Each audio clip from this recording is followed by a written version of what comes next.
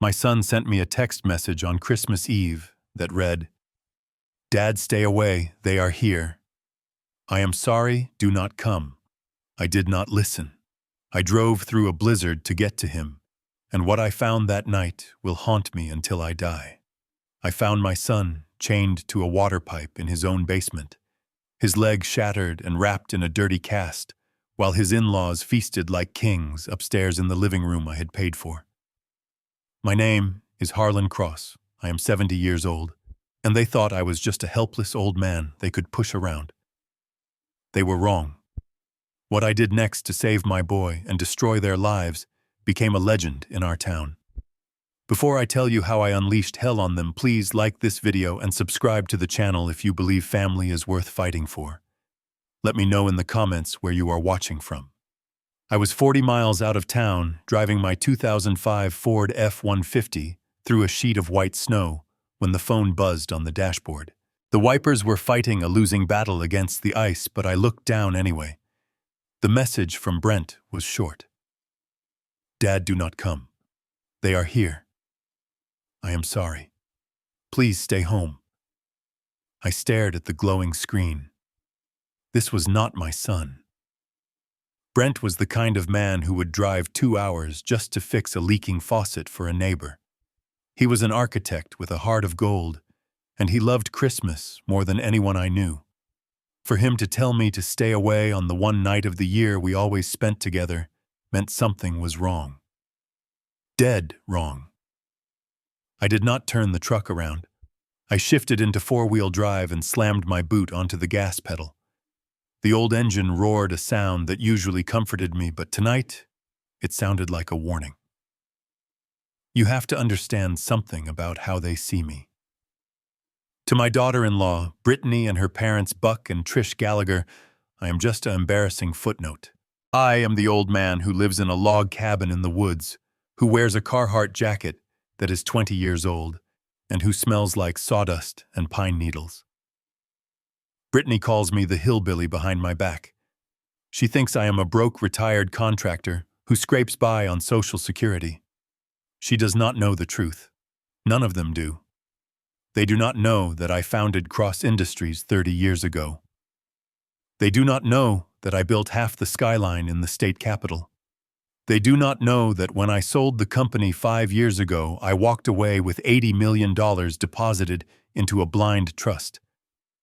I kept the old truck and the cabin because I like them, not because I have to. I wanted Brent to build his own life without the weight of my money, so I never told him the full extent of it either.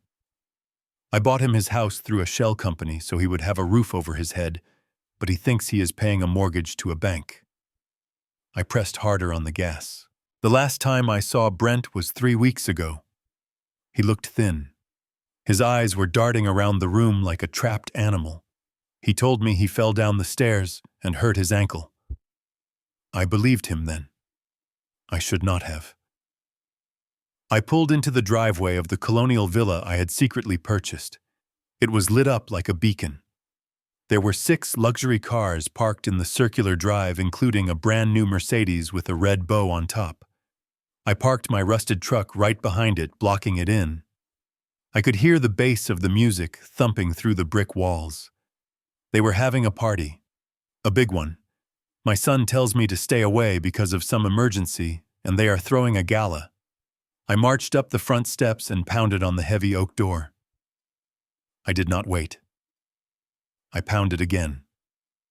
The door swung open, and I was hit with a blast of warm air smelling of expensive perfume and roasted meat. Standing there blocking my way was Buck Gallagher. He was wearing a velvet tuxedo jacket that looked 2 sizes too small for his gut. In his hand, he held a crystal tumbler filled with amber liquid. I recognized the bottle on the table behind him. It was my private reserve scotch, a bottle I had given Brent for his 30th birthday, telling him to save it for a special occasion. Buck was drinking it like it was apple juice. "Well, look who crawled out of the woods," Shuck sneered, his face flushed with alcohol. "We did not think you would make it down the mountain, old-timer. Brent said you were not coming." I looked past him. The house was full of strangers, people in sequins and suits holding plates of food. "Where is my son?" I asked, my voice low. Buck took a sip of the scotch and smirked. "Brent is indisposed. He has come down with a terrible flu. Very contagious. Brittany has him quarantined so he does not infect the guests. You know how delicate he is. Now why do you not turn that rust bucket around and go back to your shack before you embarrass us?" He tried to close the door, but I put my work boot in the jamb. I spent 40 years carrying lumber and pouring concrete. I might be 70, but I am not weak. I shoved the door hard. Buck stumbled back, spilling the scotch on his velvet lapel. "Hey, watch it, you senile old fool," he shouted. I stepped into the foyer. The music seemed to stop. Conversations died down. People turned to look at the intruder in the flannel shirt and wet boots. That is when I saw her. Trish Gallagher, my son's mother-in-law. She was standing by the fireplace holding court with a group of women. She was wearing a silver dress that sparkled under the chandelier. But it was not the dress that made my blood freeze in my veins. It was around her neck. She was wearing a double strand of vintage pearls with a diamond clasp. My wife Molly had worn those pearls on our wedding day. I had kept them in a velvet box for 10 years after Molly died of cancer, waiting for the right moment. I gave them to Brittany on the day she married Brent. I told her, "These are for you to wear when you carry the next generation of our family." And now Trish Gallagher was wearing my dead wife's pearls while drinking champagne in my son's house. I felt a cold rage settle over me. It was not the hot anger of a fistfight. It was the cold, calculating anger of a demolition expert deciding exactly where to place the charges to bring the whole building down. I ignored Buck, who was sputtering behind me. I walked straight into the living room. "Brittany," I called out. My daughter-in-law emerged from the kitchen. She looked perfect. Too perfect. Her hair was done up, her makeup was flawless, and she was smiling that camera-ready smile she used for her social media followers. She froze when she saw me. "Harlan," she said, her voice pitching up an octave. "What a surprise. We thought you were snowed in. Where is he, Brittany?" She rushed over, grabbing my arm with a grip that was surprisingly strong. Her nails dug into my jacket. "Dad, please, not here. Brent is downstairs. He is sleeping. He really is sick. You do not want to disturb him." She was guiding me toward the front door, trying to herd me out like stray cattle. I pulled my arm away. "I am not leaving until I see him." "Fine," she hissed, her smile dropping for a fraction of a second. "He is in the guest room in the basement. He needed darkness and quiet. But you can only peek in. If you wake him up, he gets very agitated."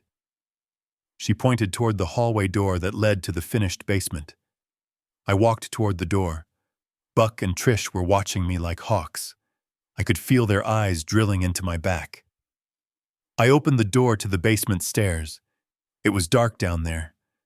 I turned on the light switch, but nothing happened. "Bulb is out," Buck called from the living room. "Just go down and look if you have to.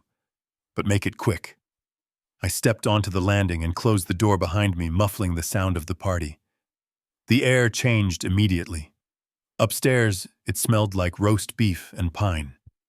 Down here, it smelled of bleach and something else.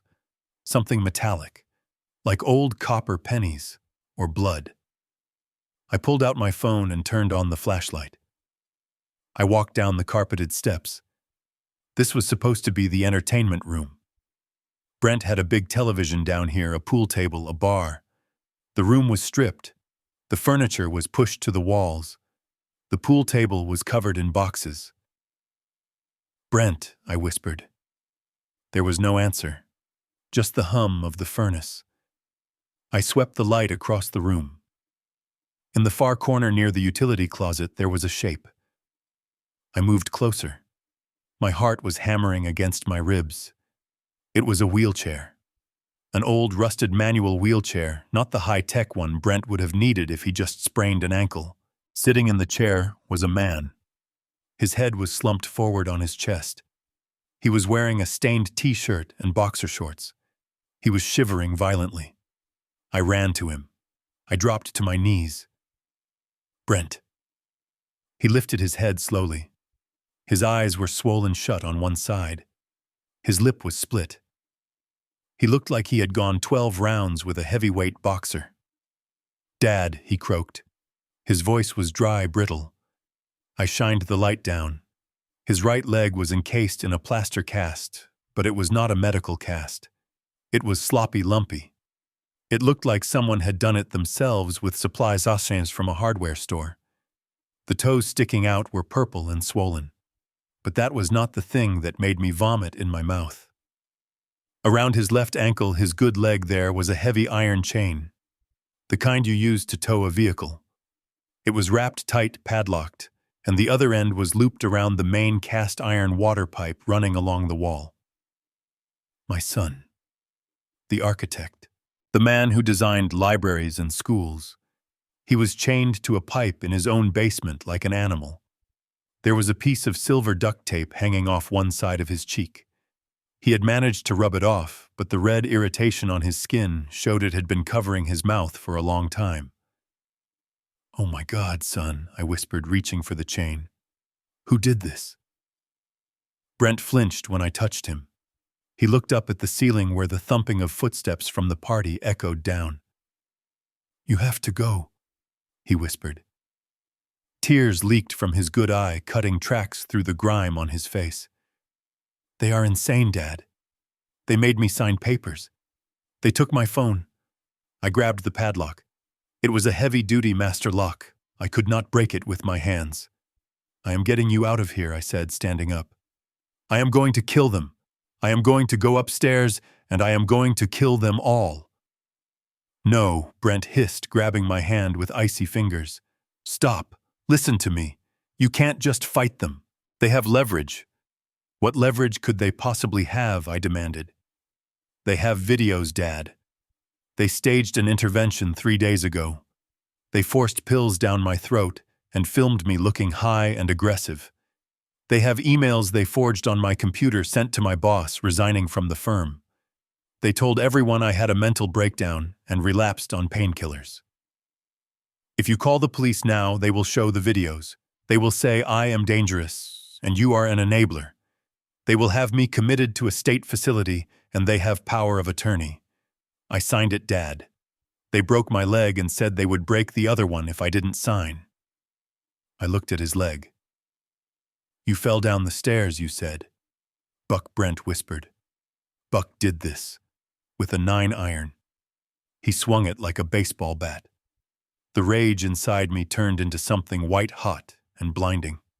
I wanted to run upstairs and tear Buck Gallagher apart with my bare hands. But I looked at my son. He was terrified not for himself, but for what they could do to his future. If they committed him, he would lose his license. He would lose everything. "We need to be smart," I said, my voice trembling. "I need to get you out, but I need to destroy their leverage first." "Go back upstairs," Brent said. "Pretend you didn't see the chain. Pretend I am just sick. Please, Dad, they are watching on the nanny cam." He pointed to a small blinking light on the shelf behind the boxes. I realized then that I had walked into a trap. If I tried to carry him out, they would stop me. There were 20 people upstairs, and Buck was a big man, and they had the legal papers. I nodded slowly. I understood. I had to play the game. I leaned down and kissed his forehead. "I am coming back for you," I whispered. "I promise you on your mother's grave I am coming back, and I am bringing hell with me." I stood up. I wiped the tears from my face. I took a deep breath and let my shoulders slump. I relaxed my jaw. I transformed myself from Harlan Cross, the founder of a construction empire, into Harlan Cross, the confused, scared old man they thought I was. I turned around and walked back toward the stairs. I stopped at the nanny cam. I looked right into the lens, and I blinked confusedly, as if I didn't know what it was. Then I went up into the light. When I opened the door to the hallway, Buck was waiting right there.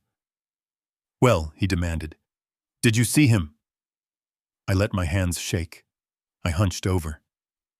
"He looks terrible," I stammered, my voice wavering. He was sleeping. I didn't wake him. "It smells bad down there, Buck. Is he okay?" Buck laughed. A cruel barking sound.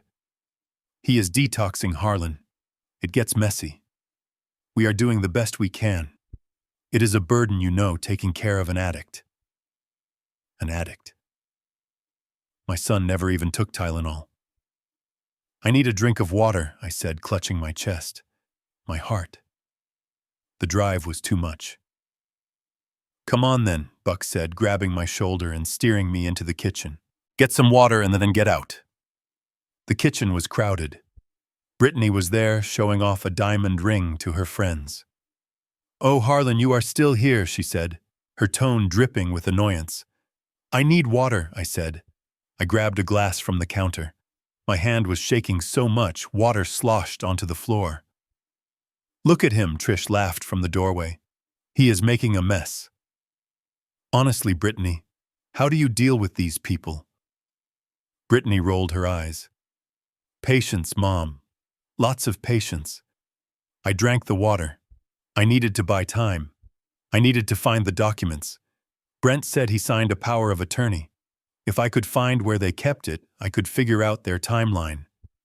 "I am feeling a little dizzy," I said. "Can I just sit in the study for a minute, just to catch my breath before I drive back?" Brittany sighed loud and long. "Fine. 5 minutes. But do not touch anything. Brent hates when people mess up his desk." She pointed me toward the study down the hall. I shuffled away, looking frail and pathetic. As soon as I closed the study door behind me, I locked it. I moved fast. I went to Brent's mahogany desk. I tried the drawers. Locked. I pulled a multi-tool from my pocket. I always carry one. I jammed it into the lock mechanism of the center drawer and twisted. There was a satisfying click. I slid the drawer open. It was empty except for a few pens. I cursed. I looked around the room. There was a safe in the corner, but I didn't know the combination. Then I saw it. The wastebasket. It was full of crumpled papers. I started digging. I found drafts, practice signatures. Someone had been practicing signing Brent's name over and over again on legal pads. The handwriting looked loopy and feminine. Brittany. At the bottom of the bin, I found a crumpled sheet of paper that had been smoothed out and then discarded. It was a printout of an email from a real estate agent. Subject: urgent sale, Cross residence. Body: hi Brittany, as discussed, we can list the property on December 26th. Since you have the power of attorney, we can bypass the usual inspections. The cash offer from the developer is valid until New Year's Eve. We are looking at $1.2 million for the lot. They will demolish the house in January. They were selling the house. They were selling my son's home out from under him while he was chained in the basement. And then I found the second document. It was a draft of an application for involuntary commitment to the St. Jude Behavioral Health Center. It detailed a fictional history of drug abuse and violent outbursts. It was signed by Dr. Vance, a psychiatrist I knew by reputation as a man who would sign anything for the right price. I took photos of everything with my phone. My hands were steady now. The plan was forming in my head. They wanted to sell the house. They wanted the money. They thought they had total control. I needed backup. I unlocked my phone and opened a secure messaging app. I scrolled down to a contact listed only as Simon. Simon Keller was my head of security when I ran Cross Industries. He was ex-Special Forces, a man who could extract a hostage from a war zone without wrinkling his suit. He was currently running my private family office, managing the security of the trust. I typed a message. Code Winter. Location: Brent's house. Hostage situation. Target is Brent. Hostiles are armed with leverage, not guns. I need the team. And bring the lawyer. 30 minutes. I hit send. 3 dots appeared instantly, then a reply. Rolling. I put the phone away. I checked my reflection in the mirror. I looked tired, old, and harmless. Perfect. I unlocked the study door and walked back out into the party. It was time for dinner. Brittany was clapping her hands. "Everyone, dinner is served. Come to the dining room," she looked at me. "Oh, Harlan, we didn't set a place for you, but you can sit at the kids' table in the kitchen if you want. Or you can just leave." I smiled a weak, trembling smile. "Actually, Brittany," I said, raising my voice just enough to be heard over the chatter, "I would love to join you for a moment. I have a Christmas present for you, for all of you." Buck laughed. "What is it, old man?" "A bag of pine cones," I said, reaching into the inside pocket of my jacket. I pulled out my checkbook. The room went quiet. A checkbook is a language everyone understands, especially greedy people.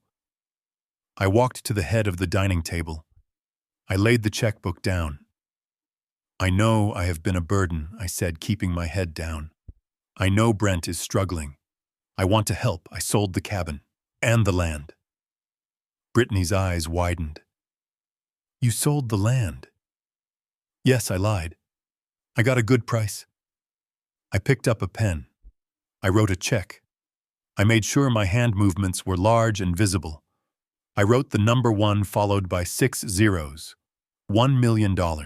I tore the check out and held it up. "For the grandchild," I said. "I know you are trying, Brittany. This is for the future."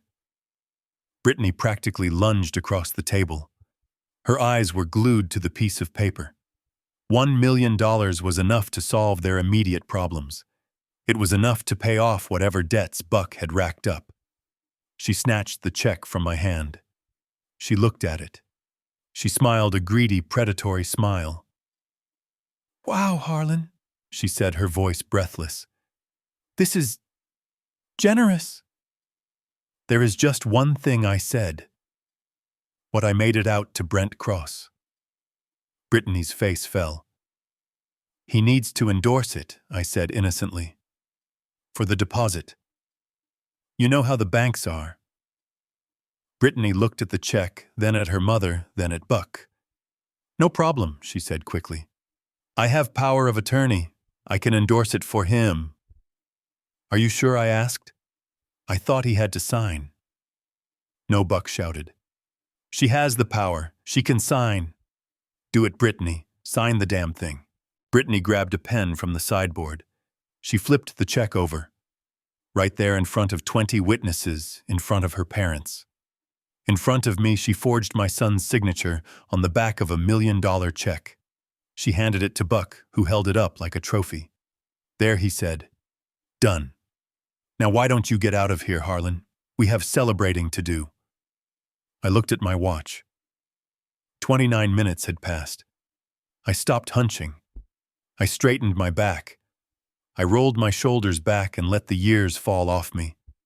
I looked Buck Gallagher in the eye, and for the first time he saw the man who had crushed unions and negotiated billion-dollar contracts. "I don't think I will go anywhere, Buck," I said. My voice was different now. It was deep, resonant, and cold as the grave. Buck frowned, confused by the change. "Excuse me," I pointed at the check in his hand. "You just committed bank fraud, felony forgery, and theft over $100,000. And you did it in front of a room full of witnesses." Buck lowered the check. "What are you talking about?" "And Brittany," I continued, turning to her, "you claim to have power of attorney because Brent is incapacitated. Yet you just signed a check endorsing a deposit into his account, which implies he is competent enough to accept a gift. Which is it? Is he crazy or is he rich? You can't have it both ways in a court of law." "Who do you think you are talking to?" Trish shrieked, stepping forward. "Get out of my house! It's not your house!" I roared. The sound made the crystal glasses on the table shake. "And it's not Brent's house either." Brittany froze. "What, I bought this house," I said, stepping closer to her. "I bought it through a holding company called CI Trust. Brent pays $1 a year in rent. It is a leasehold. And guess what is in the lease agreement?" I pulled a folded paper from my back pocket. "Clause 4A. Immediate eviction upon engagement in criminal activity on the premises. I looked at Buck. Kidnapping, assault, and forgery count as criminal activity. Buck laughed nervously. You are bluffing. You are a broke old man with a truck that barely runs. Am I? I raised my hand and snapped my fingers. The front door exploded inward. It didn't open. It shattered off its hinges. 6 men in tactical gear poured into the room. They weren't police. They were private security contractors. They moved with a speed and violence that made the guests scream and drop their plates. Simon Keller walked in through the smoke and debris.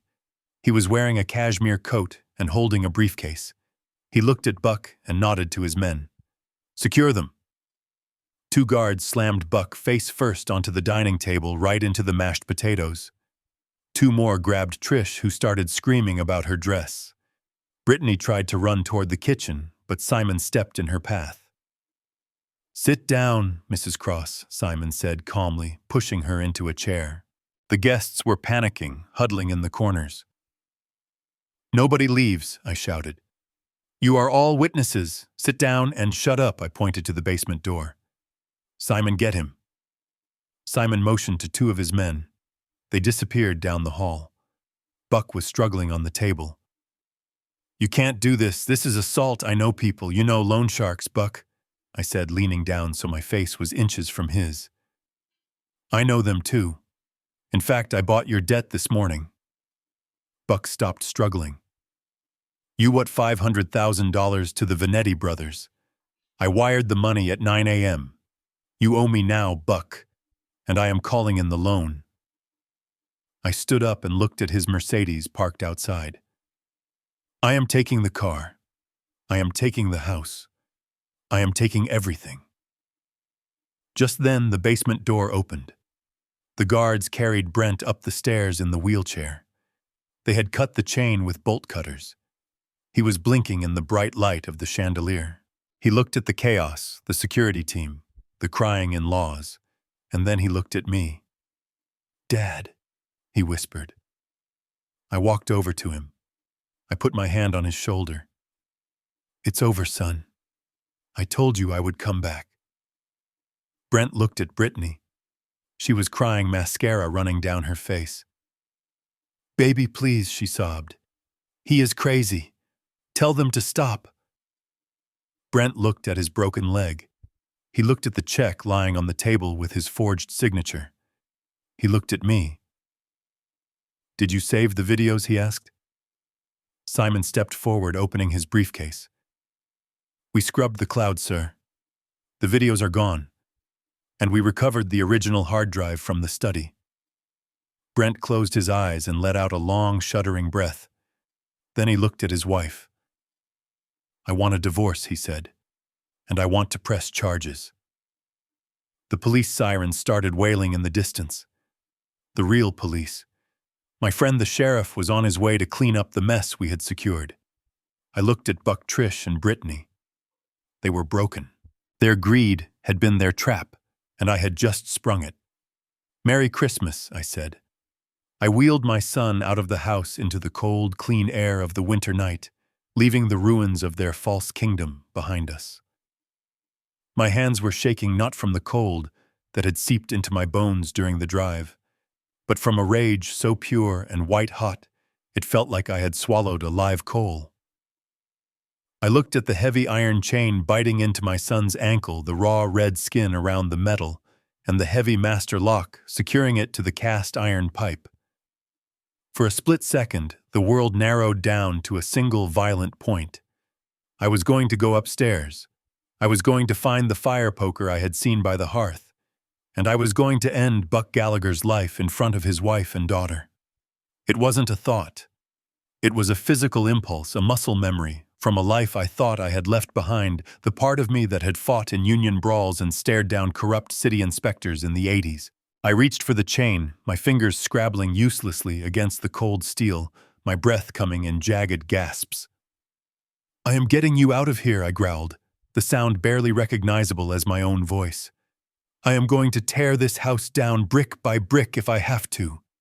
I am going to kill them, Brent. I am going to kill them all. No. Brent hissed, his hand shooting out to grip my wrist. His fingers were ice cold, his grip surprisingly weak, like a bird's claw. Stop, Dad. You can't. You have to listen to me.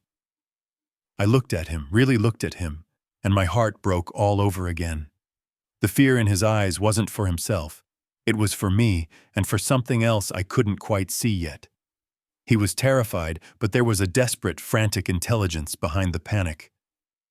They have leverage, Dad, he whispered, his eyes darting toward the ceiling, where the muffled thump of bass from the party music vibrated the floorboards.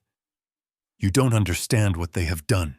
If you go up there swinging, if you call the police right now, they win. They will destroy everything. What leverage? I demanded, my voice rising despite my best efforts to keep it quiet. What could they possibly have that justifies chaining a man in his own basement?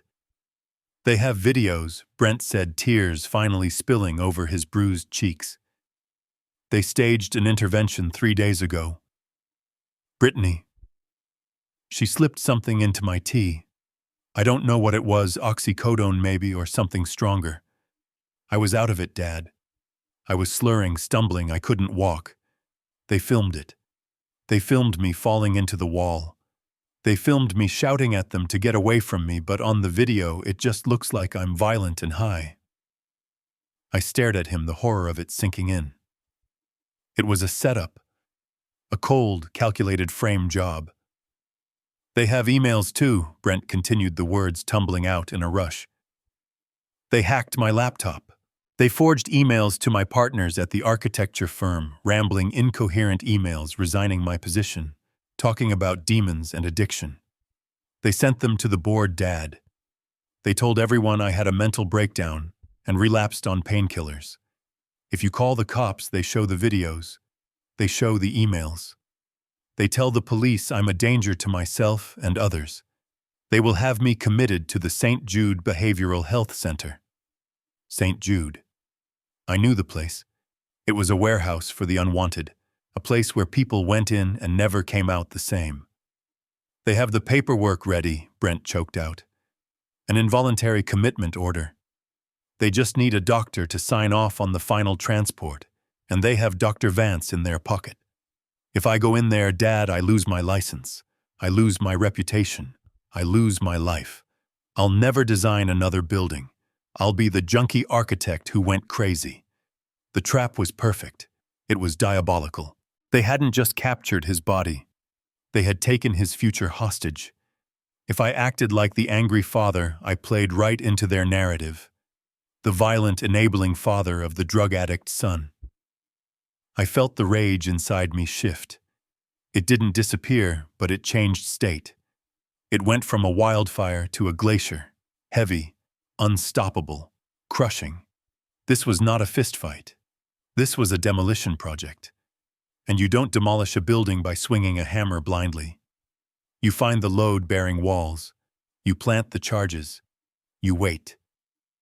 I took a deep breath, forcing the air into my lungs, forcing my heart rate to slow.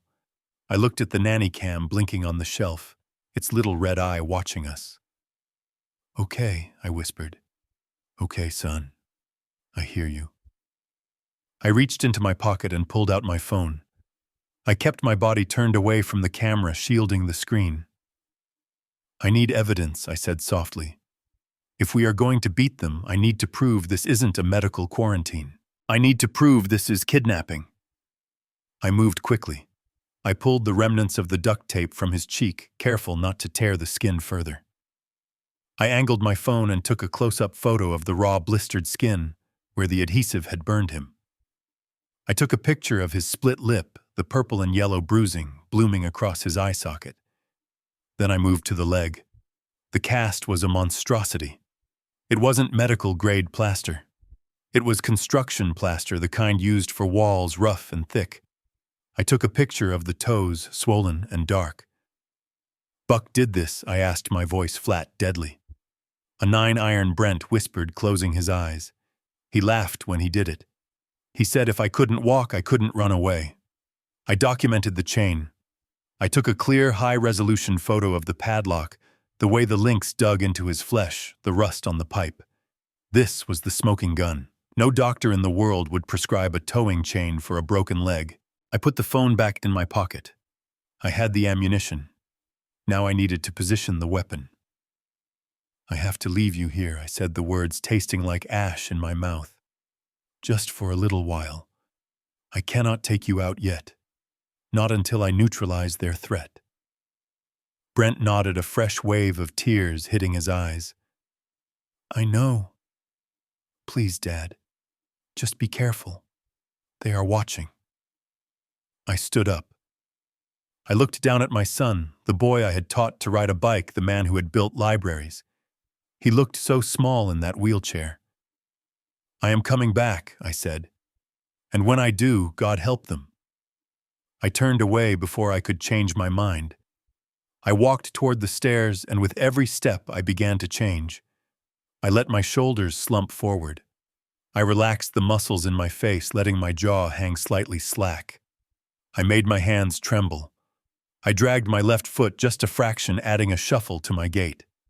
I was no longer Harlan Cross the tycoon. I was Harlan the hillbilly. I was the confused, overwhelmed old man they wanted me to be.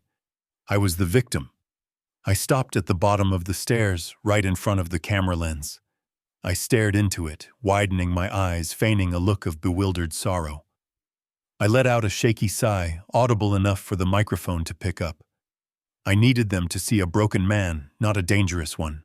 I needed them to think they had won, that I was just another pawn on their board, easily manipulated, easily dismissed.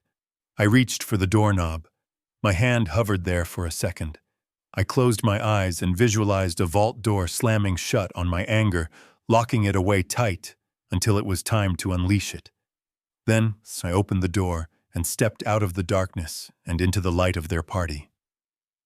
I emerged from the shadows of the hallway and stepped into the blinding glare of the crystal chandelier, like a man walking from a grave into a circus. The air in the great room was thick and suffocating hot, with the press of bodies, and heavy with the scent of expensive perfume and roasted meat. The bass of the music thumped against my ribs, vibrating the very floorboards that my son was chained beneath. I paused at the edge of the carpet, letting my eyes dart around the room with the feigned bewilderment of a senile old man. Buck Gallagher was holding court near the fireplace. He stood with one foot on the hearth, a crystal tumbler of my son's best scotch in his hand, looking for all the world like the lord of the manor. He spotted me immediately. His eyes narrowed and a cruel smirk spread across his flushed face. He turned to the group of guests around him, men in suits and women in cocktail dresses, who looked at me with a mixture of curiosity and disdain. "Well, look who finally wandered back from the abyss," Buck boomed, his voice cutting through the chatter. "Did you get lost, old-timer?"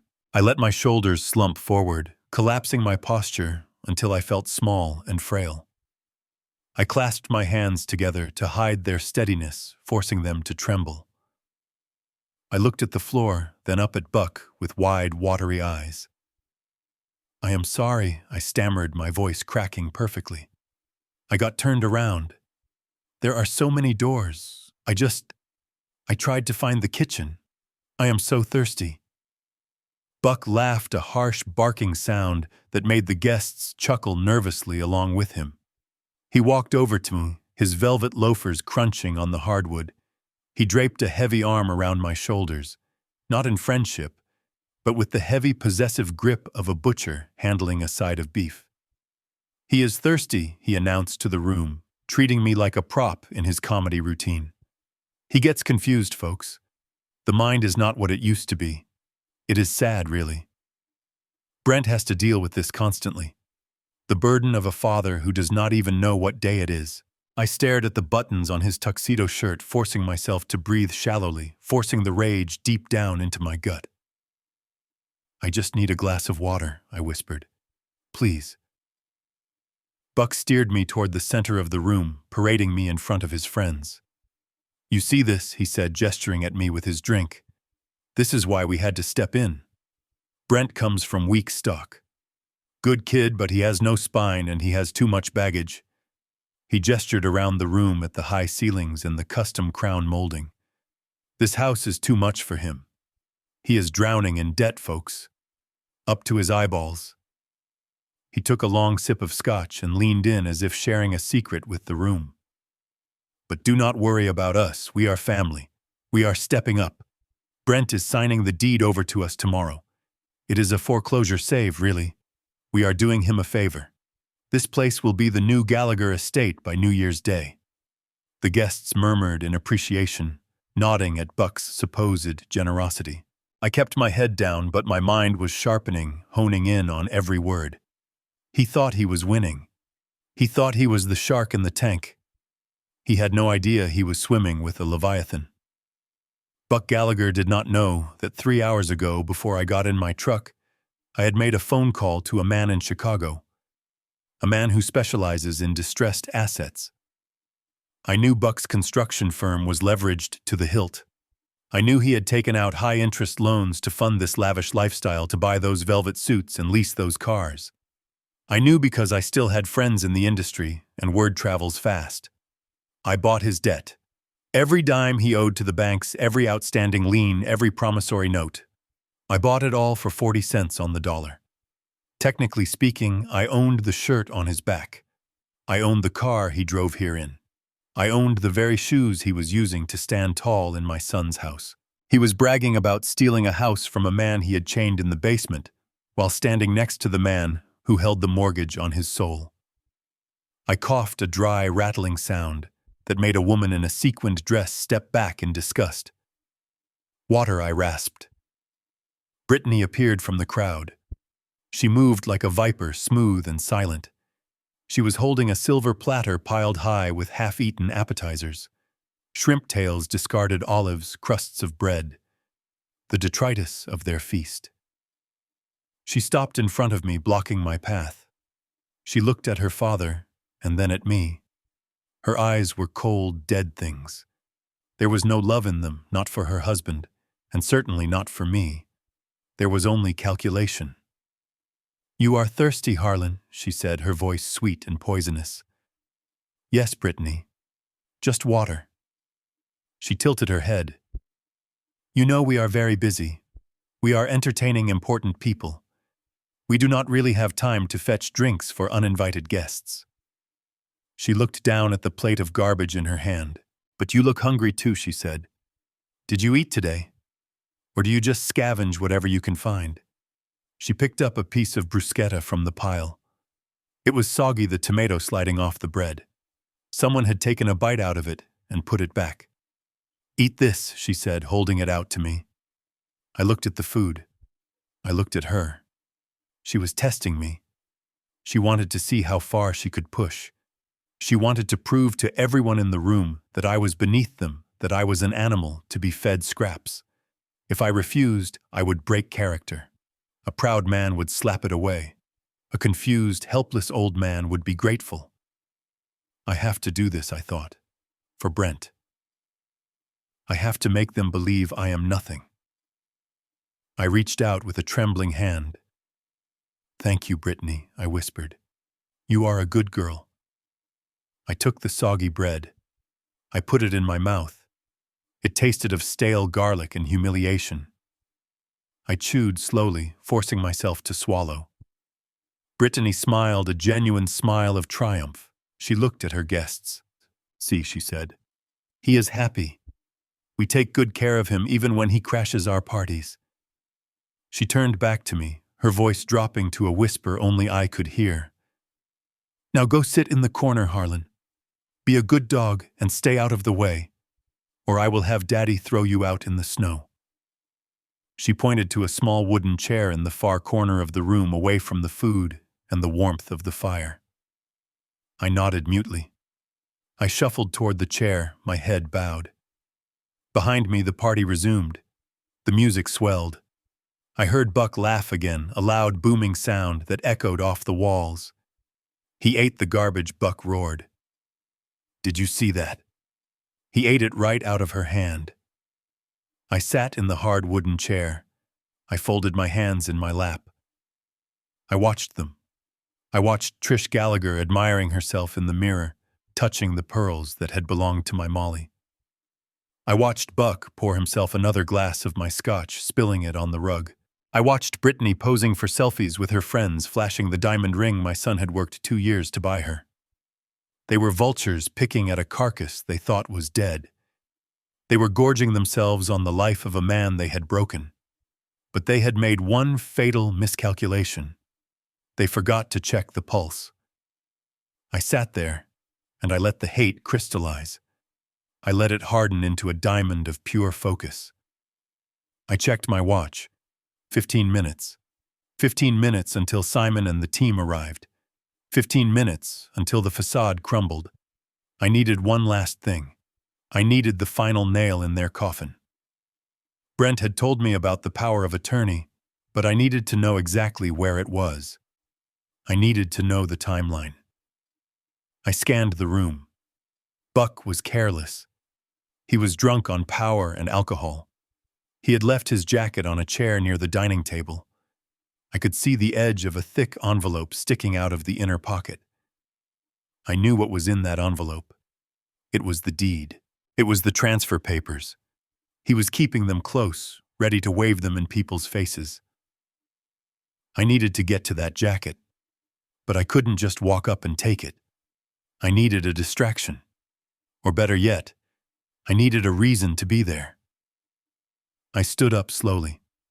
I walked toward the hallway leading to the bathroom, which passed right by the dining table. "Hey, where are you going?" Buck shouted. "Bathroom," I mumbled, pointing down the hall. "Make it quick," Buck sneered, "and don't make a mess." I shuffled past the chair. I pretended to stumble. I reached out to steady myself, grabbing the back of the chair where the jacket hung. My hand slipped inside the pocket. My fingers brushed the cool, smooth paper of the envelope. I didn't take it. Not yet. That would be theft, and I needed to be cleaner than them. But I saw the return address on the envelope. Gallagher Construction and Demolition. It wasn't just a transfer. They weren't just selling the house. They were planning to demolish it. They were going to bulldoze my son's life into the dirt so they could sell the empty lot to a developer. I pulled my hand back empty. I stumbled again, righting myself. "Careful, old man," Brittany called out, laughing. I walked into the bathroom and locked the door. I looked at myself in the mirror. The man looking back was gray and weathered. He looked tired, but his eyes were burning. I pulled out my phone. "Status," I typed. 1 minute, Simon replied. "Team is in position. Breach on your signal." I put the phone away. I washed my hands. I dried them carefully. I unlocked the door. It was time to go back out there. It was time to give them one last chance to dig their own graves. It was time for the wolf to shed the sheepskin. I opened the bathroom door and stepped back into the lion's den, ready to tear it apart from the inside out. I stepped out of the bathroom and the wall of noise hit me instantly. The party had reached a fever pitch. Someone had turned the music up, a thumping bass line that rattled the crystal in the cabinets, vibrating through the soles of my work boots. Laughter pealed out from the living room, sharp and jagged, the sound of people who thought they had gotten away with murder. I stood there for a moment in the hallway, leaning against the wainscoting, letting my chest heave, letting my hands tremble visibly. I needed one more thing. I had the photos of my son chained in the dark. I had the knowledge of Buck's financial ruin, but I needed the paper trail. I needed the physical proof of their intent to erase my son's existence before I dropped the hammer. I needed to get into that study. Brittany was coming down the hall, a half-empty bottle of champagne swinging from her hand. She spotted me and her lip curled in disgust. "Still here, Harlan," she slurred slightly. "I thought you were leaving. Or dying. Honestly, at this point, I don't care which." I clutched my chest, letting my knees buckle just enough to look like I was losing the battle with gravity. I gasped, a wet, rattling sound that I had heard my own father make before his heart gave out. I need to sit down," I wheezed. "Just for a minute, Brittany. My head. The room is spinning. She rolled her eyes, but she didn't want a corpse in her hallway interrupting the festivities. She gestured vaguely toward the heavy oak door on the left. "Fine," she snapped. "Go in the study. Sit on the chair. Do not touch anything on the desk. Brent goes crazy if his papers are moved. And do not bleed on the rug." She pushed past me, the smell of expensive alcohol and cheap ambition trailing in her wake. I stumbled toward the study door, grasping the brass handle with a shaking hand. I opened it, slipped inside, and closed it softly behind me. The lock clicked with a satisfying weight. The silence was sudden and heavy. The study was soundproofed, a feature I had insisted on when I secretly renovated the house for Brent years ago. I leaned against the door and dropped the act. My spine straightened. My breathing slowed. I was not a frail old man anymore. I was a hunter in the blind. I moved to the desk. It was a beautiful piece, solid mahogany covered in stacks of paper that had been shoved aside to make room for Buck's cigar ashtray. The ash was spilled over the polished wood. Disrespectful.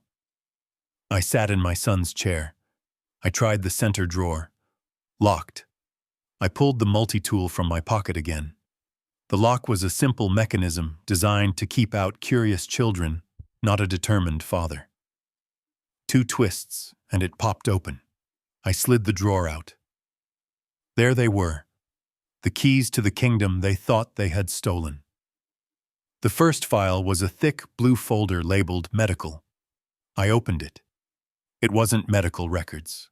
It was an application for involuntary commitment to the St. Jude Behavioral Health Center. I scanned the pages, my blood turning to ice. Patient history. Long-term opiate abuse, violent outbursts, paranoia, delusions of persecution. It was all lies. Every single word. They had crafted a narrative of a madman to hide the fact that they were the ones driving him to the brink. And there on the bottom line was the signature of Dr. Vance, the corrupt psychiatrist Brent had warned me about. The date was for tomorrow. They were shipping him out in the morning. I set the file aside, my hands steady with cold rage. The next document was a general power of attorney. It granted Brittany Gallagher full, unrestricted control over Brent's assets, his medical decisions, and his property. I looked at the signature line, Brent Cross. The signature was shaky, erratic. It looked like it had been written by a hand in extreme pain, or perhaps guided by another hand. I remembered the cast on his leg the 9-iron Buck had used. They had tortured him until he signed. This wasn't a legal document. It was a confession of torture written in ink.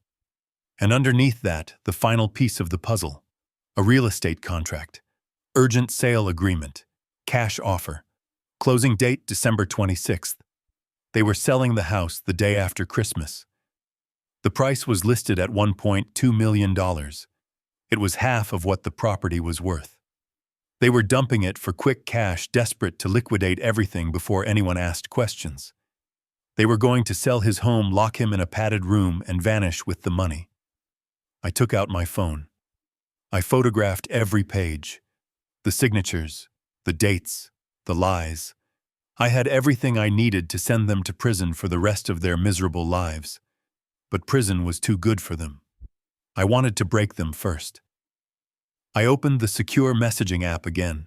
The signal was strong. I typed 3 words. Target package secured. I waited. The ellipsis danced on the screen. Then a reply from Simon. Winter protocol is active. Perimeter secure. We are 30 seconds out. 30 seconds.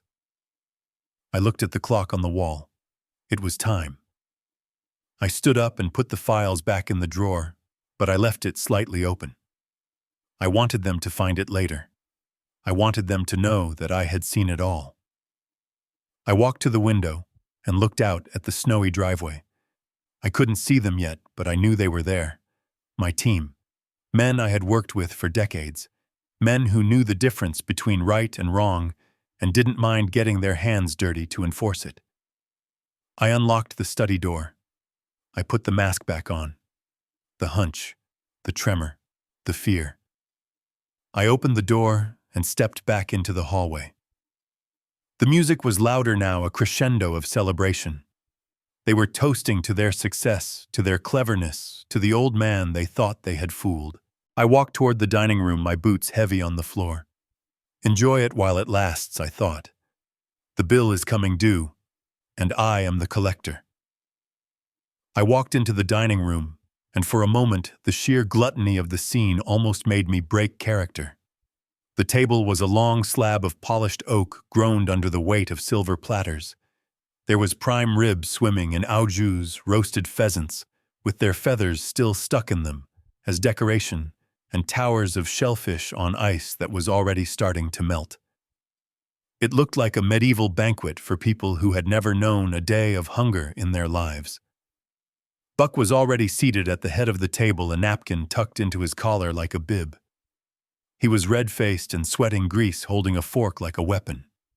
Trish was to his right, already picking at a lobster tail with her manicured fingers. The guests were filing in, laughing and jostling for seats, their eyes scanning the spread with hungry anticipation. I moved toward an empty chair near the center of the table. It was a simple instinct. I was the father of the host. In any civilized home that would earn me a seat. Brittany intercepted me before I could even touch the wood. She moved with that jagged, nervous energy of someone trying to keep a house of cards from falling down in a windstorm. She placed a hand flat on my chest, stopping me dead. "What do you think you are doing, Harlan?" She hissed, her voice low so the guests wouldn't hear the venom. I looked at the chair and then at her. "I am going to eat Brittany. It is Christmas Eve." She let out a short, sharp laugh that sounded like glass breaking. "Oh no, you are not sitting here. This table is for the adults. For the people who actually contributed to this evening." She pointed a manicured finger toward the kitchen door. "We set up a card table in the pantry," she said.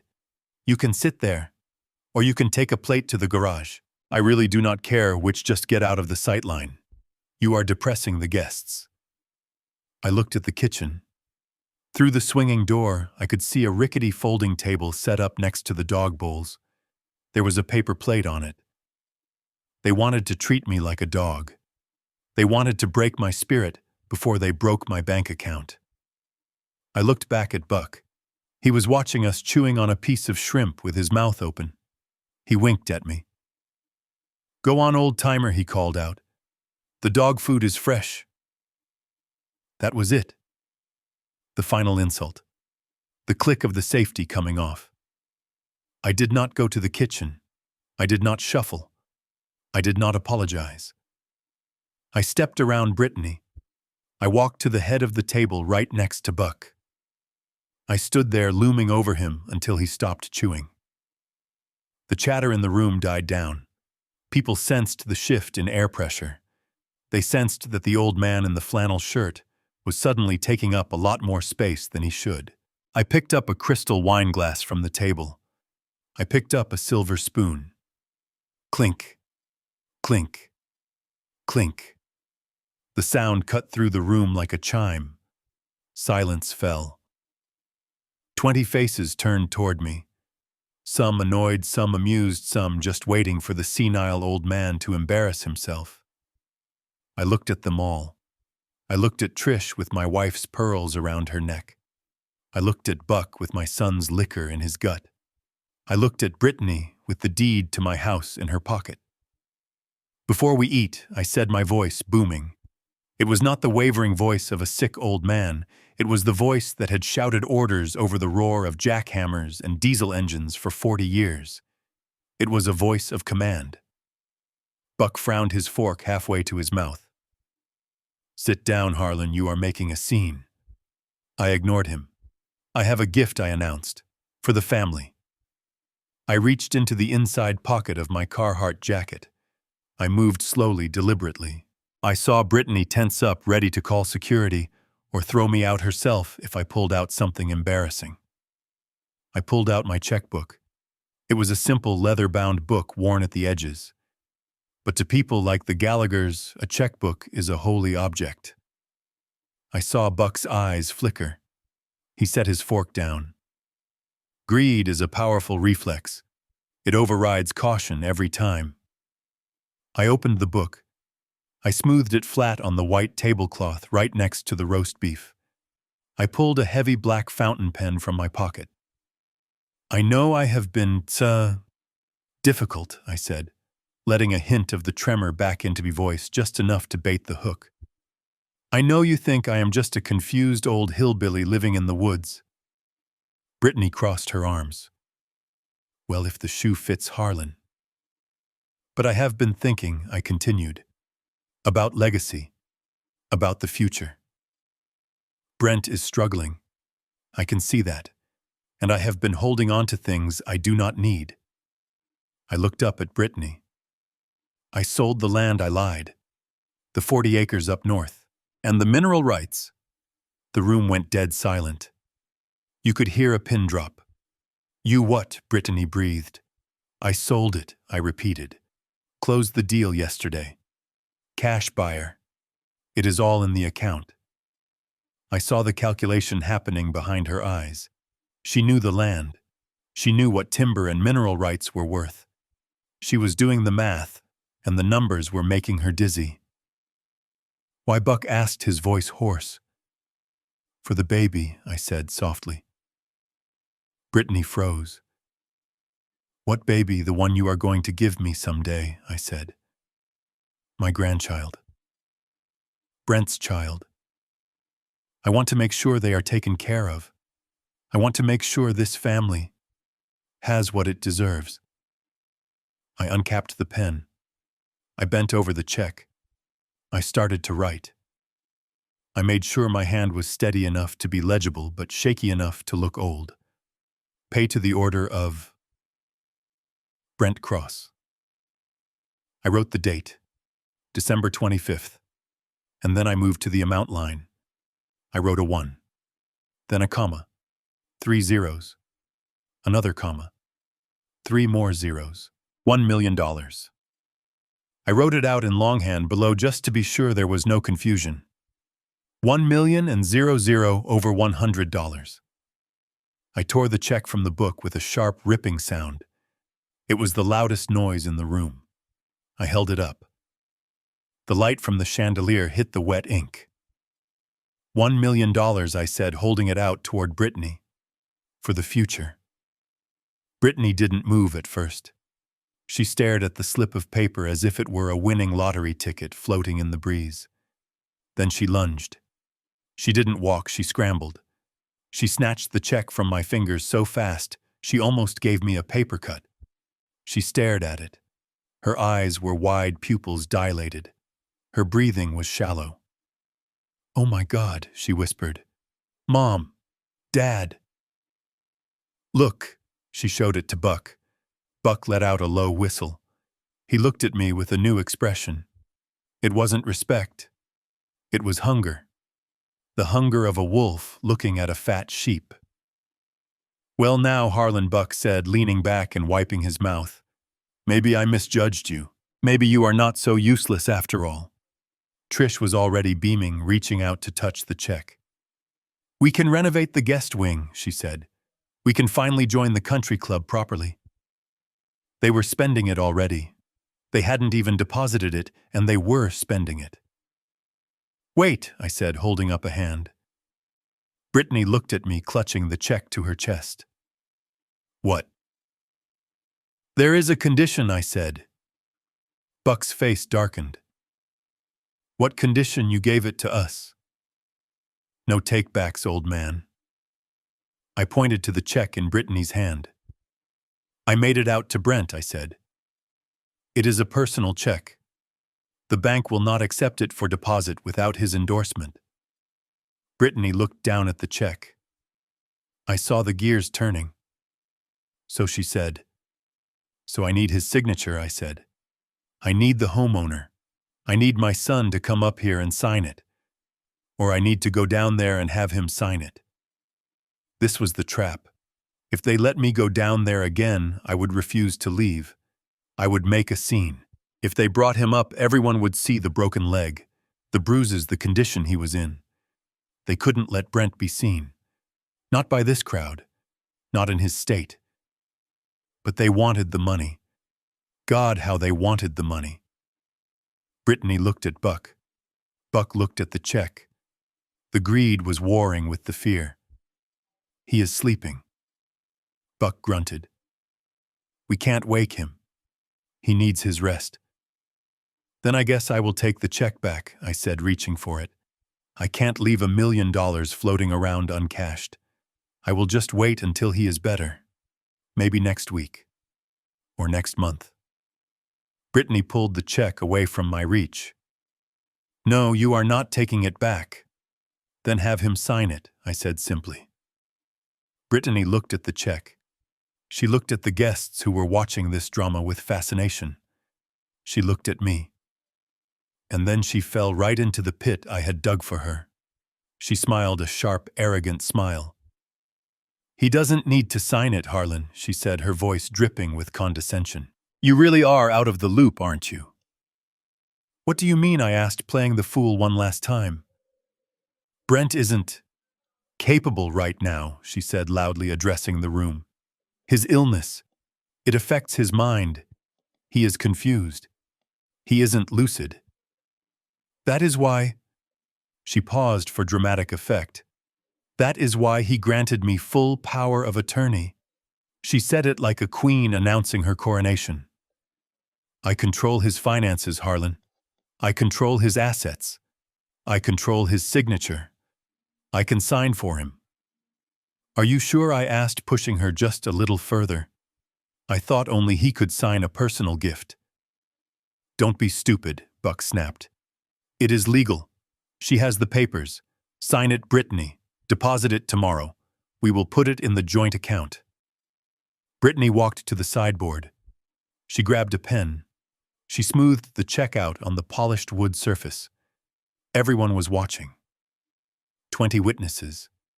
Her parents. Me. She flipped the check over to the endorsement line. She didn't sign her own name as power of attorney. She didn't write Brittany Cross POA. She signed Brent Cross. She forged his signature. She did it casually practiced. She had done it 100 times before on the practice sheets I found in the trash. She capped the pen. She turned around and held the check up triumphantly. There, she said. Done.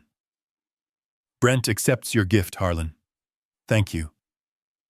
She handed the check to Buck, who folded it and put it in his breast pocket right next to the deed to the house. Now, Buck said, clapping his hands together. That is settled. Harlan, why don't you grab a plate and head to the garage? We have celebrating to do.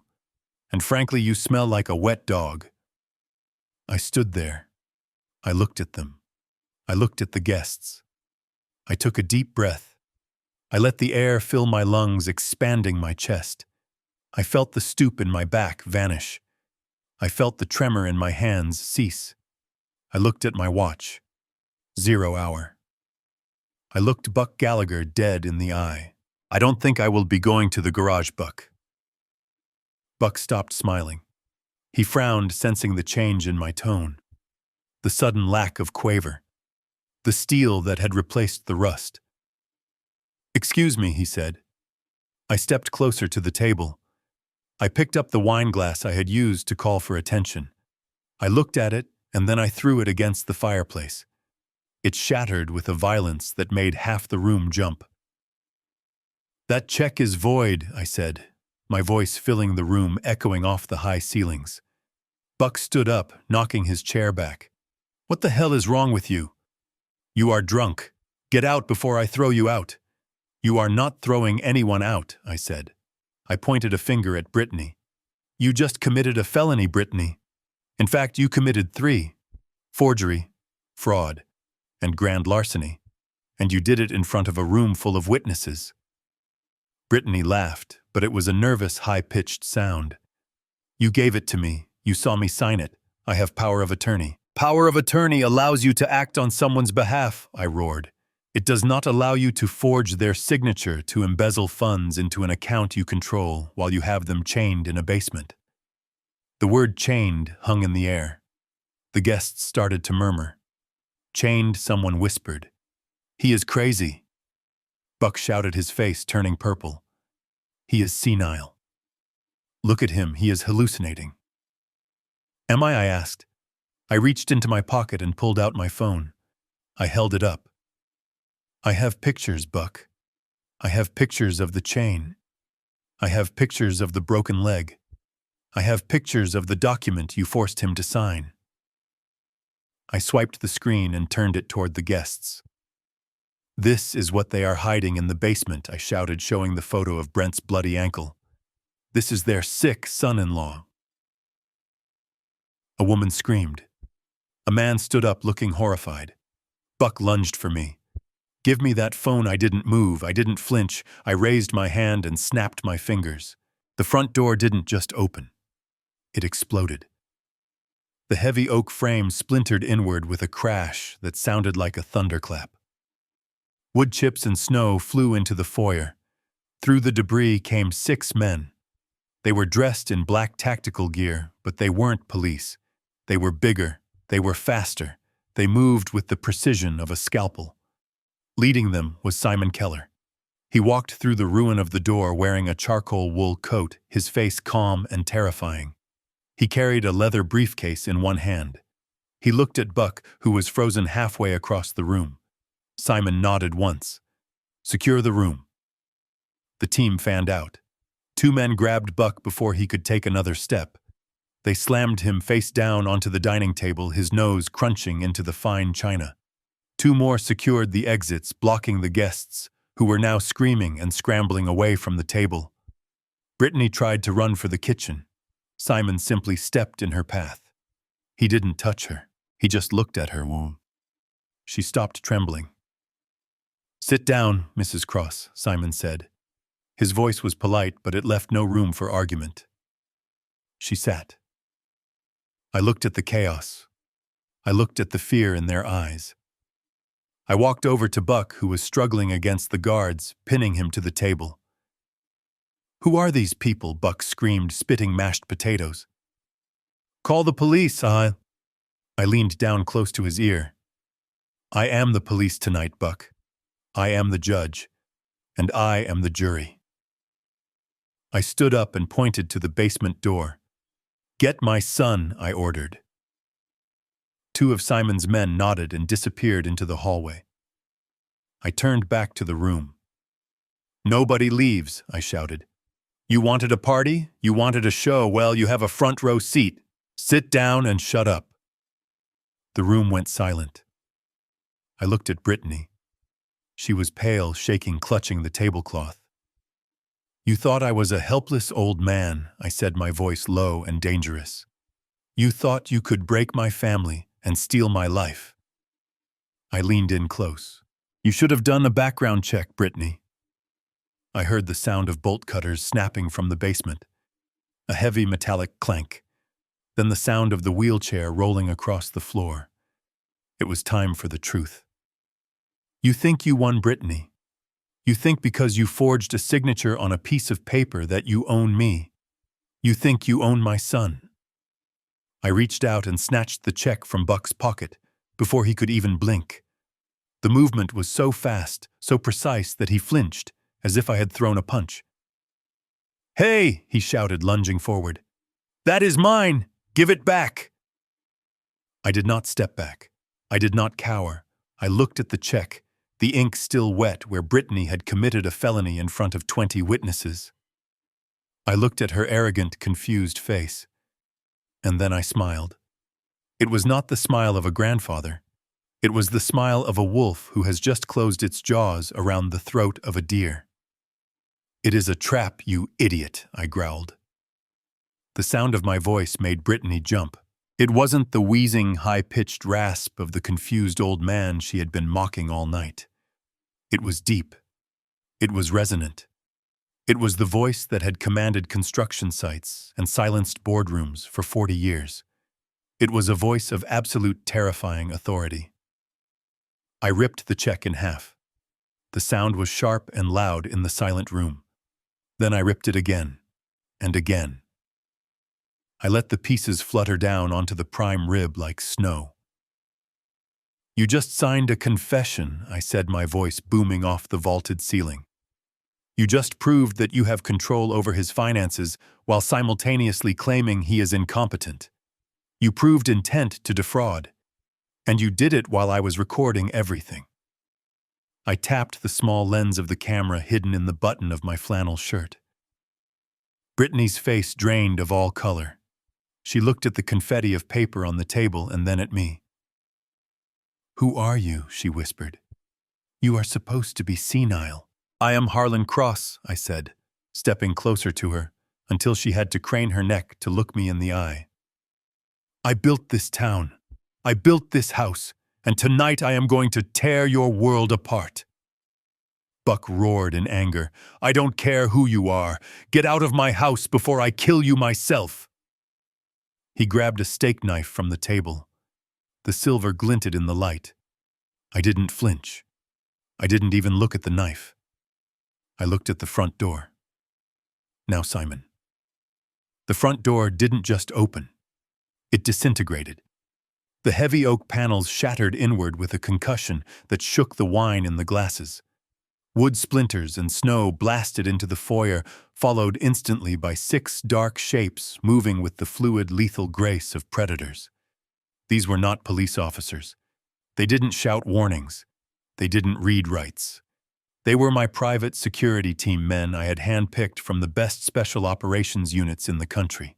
They wore tactical black, their faces covered, their movements synchronized. Leading them was Simon Keller. He walked through the ruin of the doorframe, calmly stepping over the debris in his Italian leather shoes. He carried a thick leather briefcase in one hand, and he looked at the room with the bored detachment of a man who had seen everything. "Secure them," Simon said quietly. The room exploded into chaos. The guests screamed and scrambled backward, knocking over chairs and spilling drinks.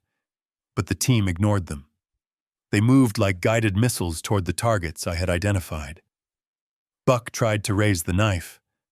It was a mistake. One of the guards, a man named Miller who had served 3 tours in the sandbox, closed the distance in a blur of motion. He didn't strike Buck. He simply dismantled him. He grabbed Buck's wrist, twisted it, until the bone snapped with a sickening crack and slammed Buck's face into the dining table. Buck screamed a high-pitched wail of pain and shock as his nose crunched against the china platter. The mashed potatoes turned pink with his blood. "Stay down," Miller barked, pressing Buck's face harder into the food. "Do not move!" Trish started to shriek, clawing at her neck, trying to rip off the pearls. She knew. In that moment, she knew everything was over. 2 other guards flanked her. They didn't throw her to the ground, but they grabbed her arms and zip-tied her wrists behind her back so fast she didn't have time to finish her scream. "Sit down, Mrs. Gallagher," one of them said, forcing her into a chair. Brittany tried to run. She scrambled toward the kitchen door, her heels slipping on the polished floor. She was fast, but Simon was faster. He didn't run. He just stepped into her path, blocking the exit like a wall of granite. He held up a hand, palm out. "Going somewhere, Mrs. Cross?" Simon asked, his voice smooth and cold. Brittany backed away, hyperventilating. "Who are you people? You can't do this. This is kidnapping." Simon opened his briefcase. He pulled out a sheaf of papers stamped with the seal of the state court. "Actually, this is an eviction," he said calmly, "and a citizen's arrest for aggravated assault, kidnapping, and fraud. We are just holding you until the sheriff arrives to make it official." He pointed to a chair next to her mother. "Sit." Brittany collapsed into the chair, sobbing hysterically. The guests were huddled in the corners of the room, terrified, silent. "Nobody leaves," I announced, turning to face them. My voice was steady, iron hard. "You all watched. You watched them humiliate an old man. You watched them feast while my son rotted in the basement. You are all complicit. You will all give statements to the police. If anyone tries to leave, my men will stop you." I looked at the table. Buck was moaning into the tablecloth. Trish was weeping. Brittany was staring at nothing in shock. The party was over. The kingdom of lies they had built was burning down around them. But I wasn't done. The most important part was still waiting in the dark. I turned to Simon. "The basement," I said, pointing toward the hallway door. "He is chained to the pipe. They broke his leg, Simon. They broke it with a golf club." Simon's face didn't change, but his eyes darkened. He nodded once. "Miller Ramirez with me. Bring the bolt cutters. And bring the medic." I watched them go. I watched them head toward the door that led to the hell my son had been living in. I turned back to Buck. I grabbed a handful of his velvet hair and pulled his face out of the potatoes. He sputtered, blood and gravy dripping down his chin. "Look at me, Buck," I hissed. He opened his eyes, terrified. "You wanted to break him," I said. "You wanted to break my boy because he was too nice to fight back. You thought kindness was weakness." I leaned in closer until our noses were almost touching. "You forgot where he came from, Buck. You forgot who his father is. I am not nice. And I am going to break you into so many pieces they will need a broom to clean you up." I let his head drop back onto the table. Then I heard it. The sound of metal shearing metal echoing up from the basement. The snap of the heavy chain being cut. A moment later I heard a voice. Weak, hoarse, but alive. "Dad." I turned toward the hallway. My heart, which had been a stone in my chest for hours, finally started to beat again. "Bring him up," and I commanded, my voice thick with emotion. "Bring my son up here. Right now." I wanted them to see him. I wanted Brittany to see the husband she had tortured. I wanted the guests to see the man whose house they were eating in. I wanted the world to see what these monsters had done. And then I was going to bury them. Miller and Ramirez emerged from the hallway, and the silence that fell over the room was heavier than the oak door I had just destroyed. They were supporting the wheelchair between them, lifting it slightly, to clear the transition from the hallway carpet to the dining room hardwood. The sound of the rubber wheels rolling across the floor was the only noise in the world. Brent was slumped in the chair. In the harsh light of the chandelier, he looked even worse than he had in the dark of the basement. His skin was the color of old parchment gray and translucent. The bruising around his eye had darkened to a deep, ugly purple that swallowed half his face. His lips were cracked and bleeding. He was shivering violently, the tremors shaking the entire wheelchair. But it was the leg that made the women in the room cover their mouths. The plaster cast was filthy, smeared with the dirt of the basement floor, and stained with dark fluids. And sticking out of the plaster right around the ankle was the remnant of the heavy iron chain. Miller had cut it, but a foot of it still dangled from his leg, a heavy steel tail that clanked against the floor with every rotation of the wheel. My son, the man who had designed the city library, who had won awards for his vision, was reduced to this. A prisoner in his own home, dragged out into the light like a specimen. A woman near the fireplace let out a sob. It was a sharp, horrified sound. "Oh my God," she whispered. "Look at his leg." Brittany stood up. She was shaking her face, a mask of pure panic. "Don't look at him," she shrieked, her voice cracking. "He is sick. He is having an episode. Get him out of here. You are embarrassing him." She tried to rush toward the wheelchair, trying to block the guest's view with her own body. Simon didn't even look at her. He just extended one arm like a toll gate. Brittany ran into it and stopped dead. "Sit down, Mrs. Cross," Simon said. His voice was bored. I walked over to the corner where Buck had set up a karaoke machine for later in the evening. It was a flashy thing, with neon lights and a heavy wireless microphone. I picked up the mic. I flipped the switch. A high-pitched squeal of feedback cut through the room, making everyone wince. I adjusted the volume. "I want you all to look," I said. My voice was amplified, booming from the speakers, filling every corner of the house. I pointed at Brent. "Brittany told you he was sick. She told you he had the flu. She told the police he was a drug addict who relapsed. I walked toward the center of the room, the microphone gripped tight in my hand. Look at the chain on his leg. I gestured to the steel links dragging on the floor.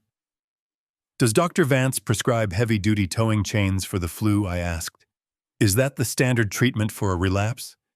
To chain a human being to a water pipe in the dark for 3 days? Buck tried to lift his head from the table. He's dangerous, he mumbled through his broken nose. We had to restrain him. He was going to hurt someone. I looked at Buck. The blood from his nose was pooling on the white tablecloth, staining the expensive fabric he was so proud of. The only dangerous person in this house is you, Buck, I said. I turned back to the guests. They were paralyzed. They were holding their champagne flutes like they had forgotten they were holding them. They were witnessing a crime scene, and they knew it. You came here to eat his food, I said, my voice rising. You came here to drink his wine. You celebrated in his living room while he rotted 20 feet beneath you. I walked over to Brent. I put a hand on his shoulder. He flinched, then looked up at me. His eyes were unfocused, but he knew me. Dad, he whispered. I looked at Brittany. She was trembling, vibrating with terror. Tell them, I said into the mic. Tell them why you did it. Brittany stared at me. Her eyes darted around the room, looking for an exit, looking for an ally. She found neither. He fell, she stammered. He fell down the stairs. We didn't know what to do. He was screaming. We didn't want him to hurt himself. Lies, I roared. I motioned to Simon. Show them. Simon nodded. He walked to the massive 80-inch television mounted above the fireplace. He pulled an HDMI cable from the back of the karaoke machine and plugged it into a device he took from his briefcase. The screen flickered. The logo for the smart TV disappeared. And then an image appeared. It was shaky, grainy, and raw. It was the footage I had recorded with my phone just 30 minutes ago. The video started in the dark. The beam of my flashlight cut through the gloom of the basement. It swept across the stripped room, the boxes, the dust. And then it landed on Brent. On the massive screen in high definition, the horror was inescapable. The guests gasped as one. You could see the fear in Brent's eyes in the video. You could see the raw red skin where the duct tape had been ripped away. You could see the bruise in the shape of a golf club head on his shin. The video zoomed in. It focused on the padlock. It focused on the chain wrapped tight around the ankle bone, biting into the flesh. Then the audio kicked in, my voice from the video. Who did this? And Brent's voice weak and terrified. Buck. Buck did this. With a 9-iron. He swung it like a baseball bat. The video cut to the next clip. It was the photo of the documents I had found in the study. The commitment papers. The power of attorney with the forged signature. And finally, the email from the real estate agent. Demolish the house in January. I signaled Simon to pause the video on that image. The words, demolish the house, hovered over the room, glowing like a neon accusation. I lowered the microphone. The silence was absolute. You could hear the hum of the refrigerator in the kitchen. They weren't protecting him, I said, my voice quiet now, deadly. They were erasing him. I looked at the guests. They forged his signature to get power of attorney. They broke his leg so he couldn't run. They chained him up so he couldn't scream. And tomorrow morning they were going to ship him to a mental institution and sell this house for cash. I pointed at Brittany. She is not a grieving wife. She is a black widow. She was going to bury him alive in the system and spend his money before the ink was dry on the commitment papers. Brittany shook her head frantically. No, that's not true. He is sick. You don't understand. He is an addict. I walked over to her. I loomed over her chair. An addict, I asked. I reached into my pocket and pulled out the small plastic bag Simon had given me earlier. Inside was a hair follicle test kit. We are going to test him right now, I said. Miller is a certified medic. We will take a sample. And when it comes back clean, Brittany, when it proves there are no drugs in his system. What will your defense be then? Brittany opened her mouth, but no sound came out. She knew. She knew the game was rigged against her because she had built the game on lies, and I had just brought the truth. The guests started to move. It was a slow ripple at first, then a wave. People were putting down their glasses. They were grabbing their coats. They were backing away from the table, away from the Gallaghers, as if greed was contagious. I'm leaving. A man said, his face pale. I didn't know. I swear I didn't know. Sit down, I barked into the mic. The man froze. You are witnesses, I said. You saw the check she forged. You saw the condition of my son. You are not leaving until the sheriff takes your statements. If you leave now, you are accessories to a felony. The man sat down. I looked at Brent. He was weeping softly, his head in his hands. I looked at Buck, who was still pinned to the table, his blood mixing with the gravy. I looked at Trish, who was staring at the screen, staring at the proof of their monstrosity. This is your legacy, I said to them. This is what you built. I turned to the camera I had hidden on my person, the one that was still recording everything live to a cloud server Simon controlled.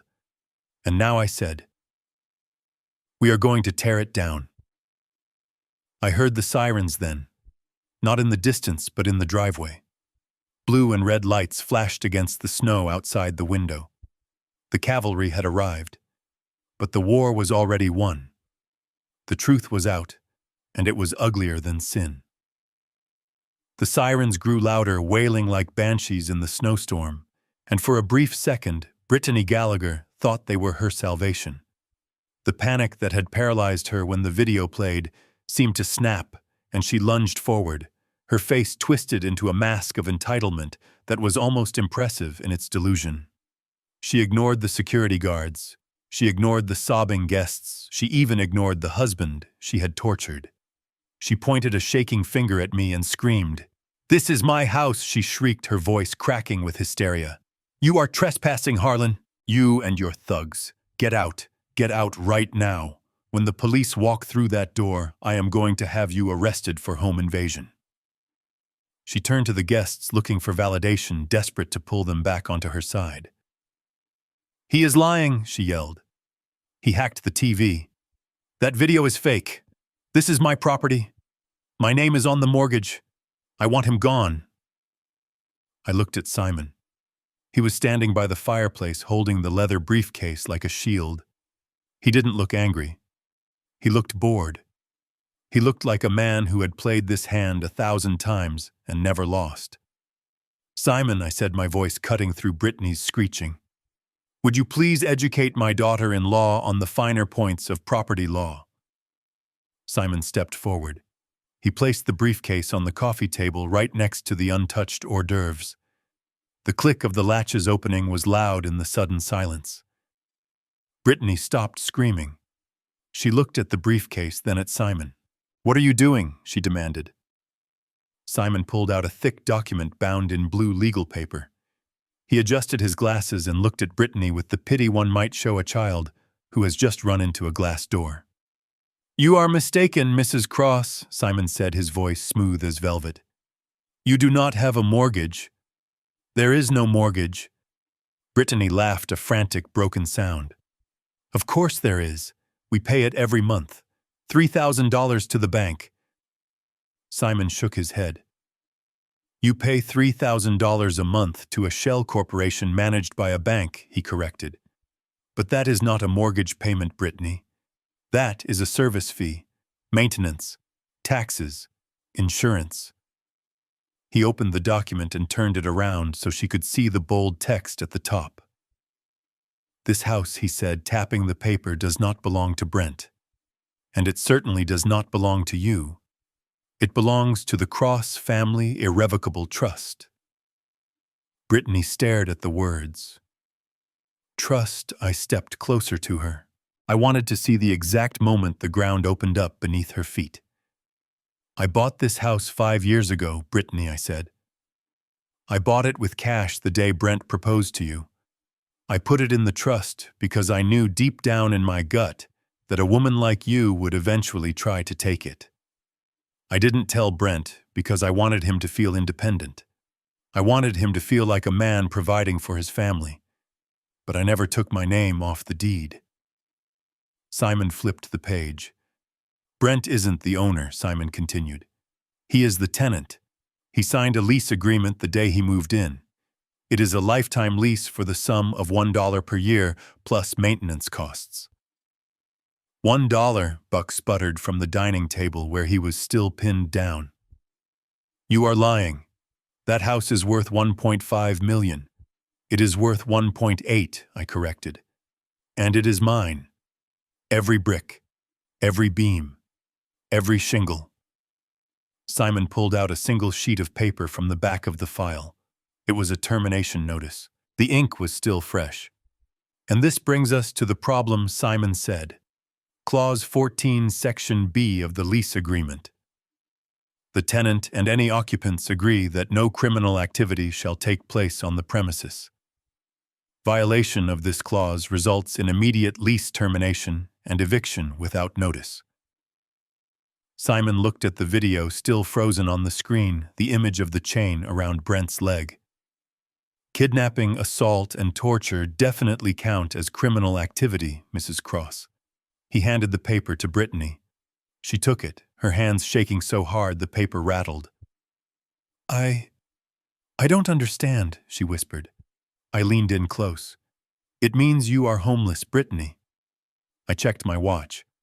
Actually, I said. Simon filed the termination electronically 5 minutes ago. Which means for the last 5 minutes, you haven't been residents. You have been trespassers. The color drained from her face completely, leaving her looking like a wax doll left too close to a fire. Trespassing, she squeaked. Aggravated criminal trespass, I said. You are occupying a property you have no legal right to be in while holding the owner's son hostage. When the sheriff walks through that door, he isn't going to ask you for your side of the story. He is going to ask me if I want to press charges for intrusion. And the answer, Brittany, is yes. Buck started to struggle again, his face purple with rage. This is a trick. You can't just evict us on Christmas. There are laws. Squatters' rights, I laughed. It was a dark, humorless sound. Squatters' rights do not apply to kidnappers, Buck, I said. And they certainly do not apply when the landlord has an army of witnesses testifying that you turned the basement into a dungeon. The blue lights of the police cruisers were flashing against the living room walls, now painting us all in strobes of red and blue. Heavy footsteps pounded on the front porch.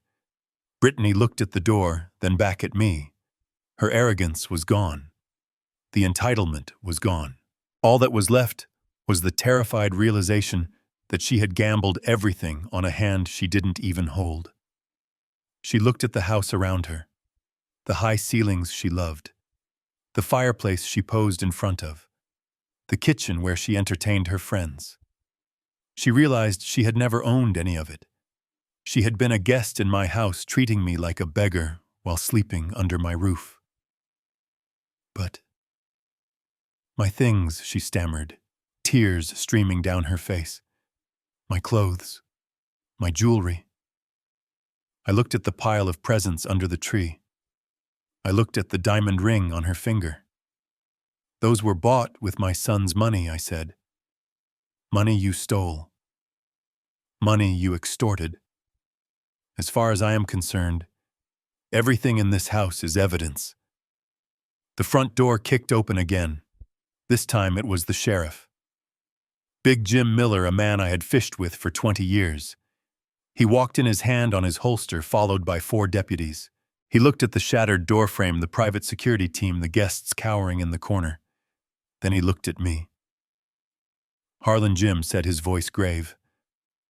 Dispatch said you called in a code Winter. What the hell is going on here? I pointed at Brittany. I want these people removed from my property, Sheriff, I said. They are trespassing. And Jim, you better send a team to the basement. You are going to want to see the crime scene before they try to clean it up. Jim looked at the screen. He saw the photo of the chain. He looked at Brent in the wheelchair, broken and bleeding. His face went hard as granite.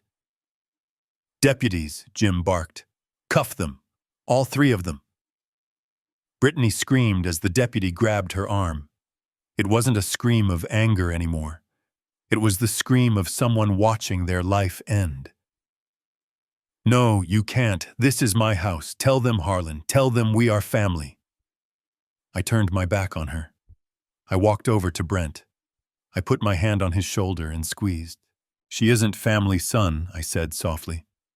"Not anymore." Brent looked up at me. His eyes were clear for the first time in hours. He looked at the lease agreement lying on the floor where Brittany had dropped it. "You owned it the whole time," he whispered. I nodded. "I am sorry I didn't tell you.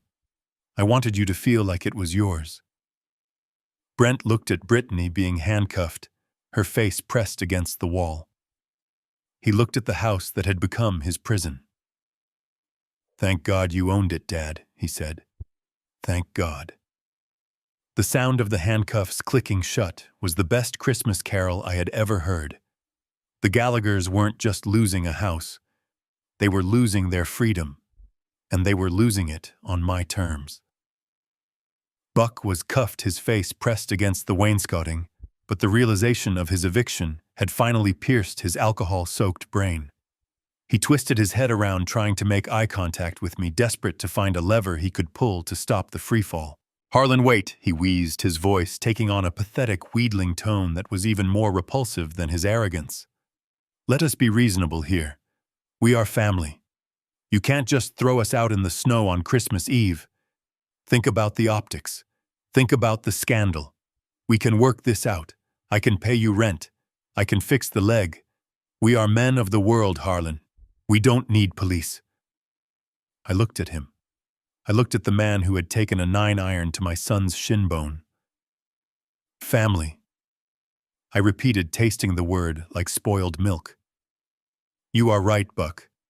Family helps family." Buck's eyes lit up. He thought he had found an opening. "Exactly. We made mistakes, sure.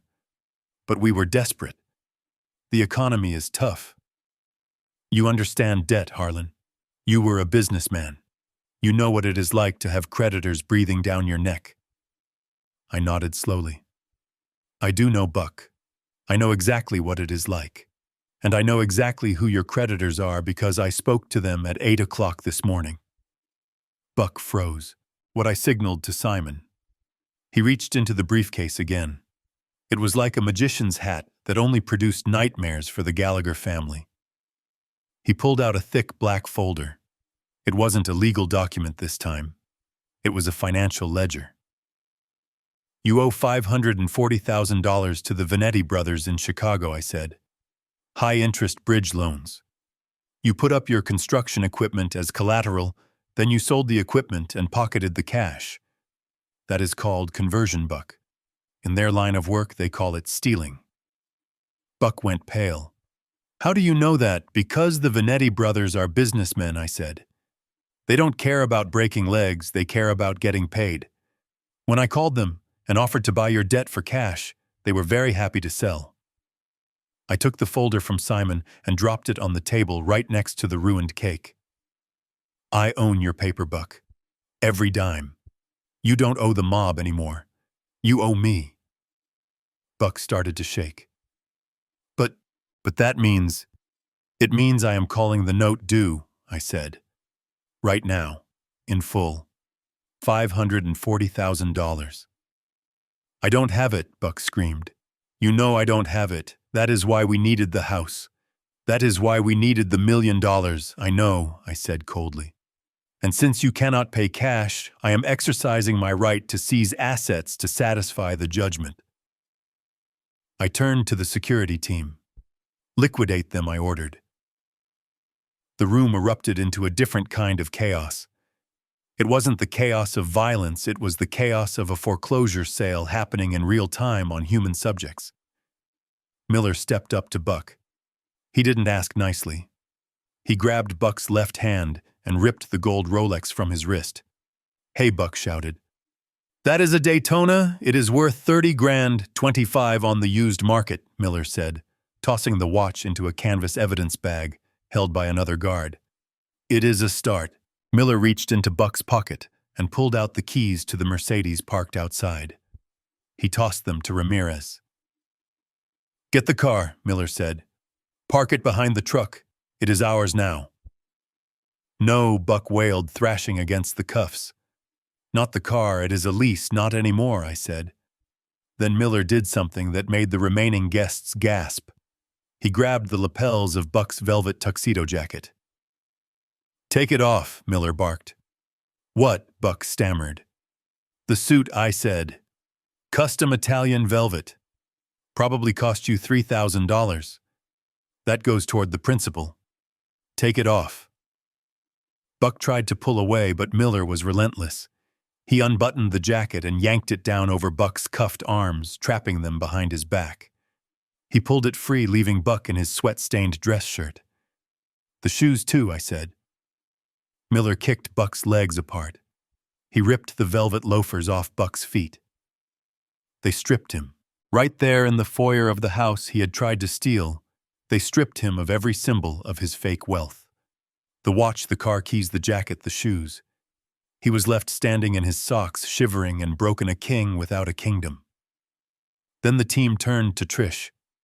She was huddled in the chair, trying to make herself small, trying to hide behind her own hands. But there was nowhere to hide. Mrs. Gallagher, Simon said, stepping in front of her. The earrings, the bracelet, and the rings. Please. Trish began to sob. These are mine. They are family heirlooms. They were bought with stolen money, I corrected, which makes them proceeds of crime. Hand them over. One of the female guards stepped forward. She wasn't rough, but she was efficient. She unclasped the diamond tennis bracelet. She pulled the sapphire rings from Trish's fingers. She took the diamond studs from her ears. Trish screamed as each piece was dropped into the bag. It was the sound of a woman losing her identity. She wasn't Trish Gallagher, the socialite, anymore.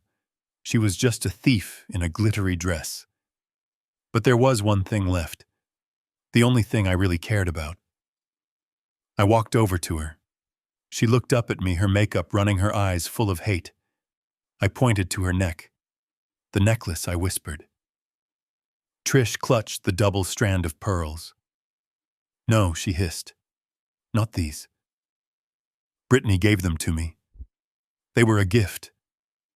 They were not hers to give, I said, my voice trembling with a rage I had barely managed to contain all night. Those pearls belonged to Molly Cross, my wife, Brent's mother. She wore them on our wedding day. She wore them when she held Brent for the first time. I gave them to your daughter to welcome her into our family, to signify that she was one of us. I leaned down, my face inches from hers.